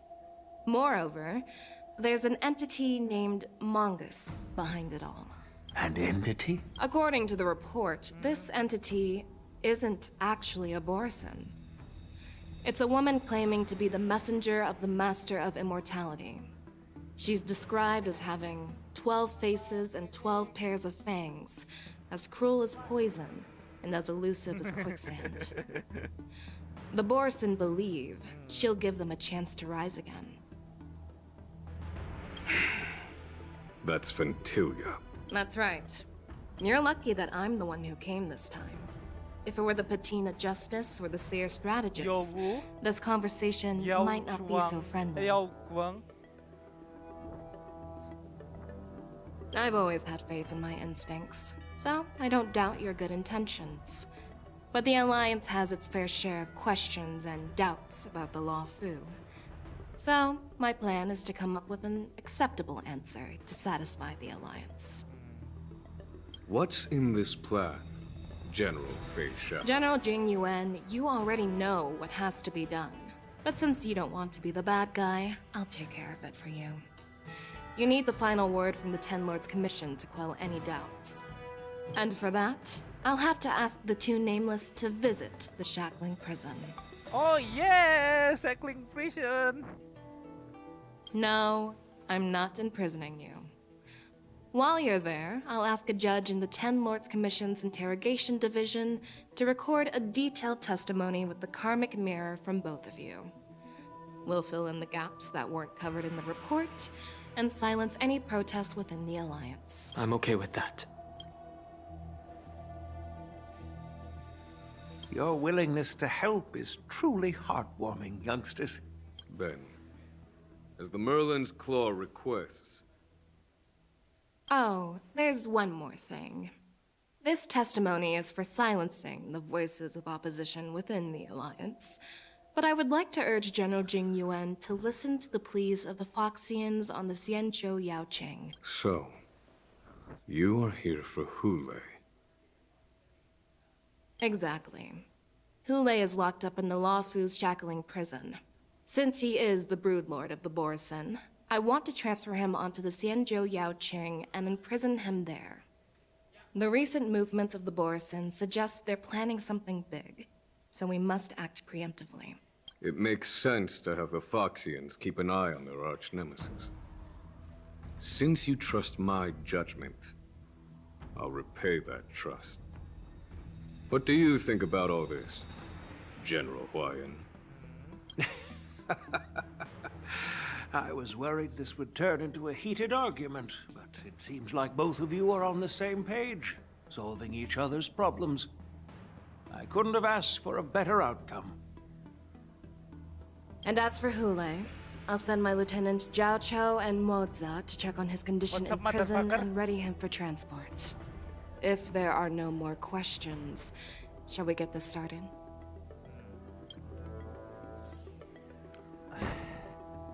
Waduh, disuruh masuk Shackling Prison.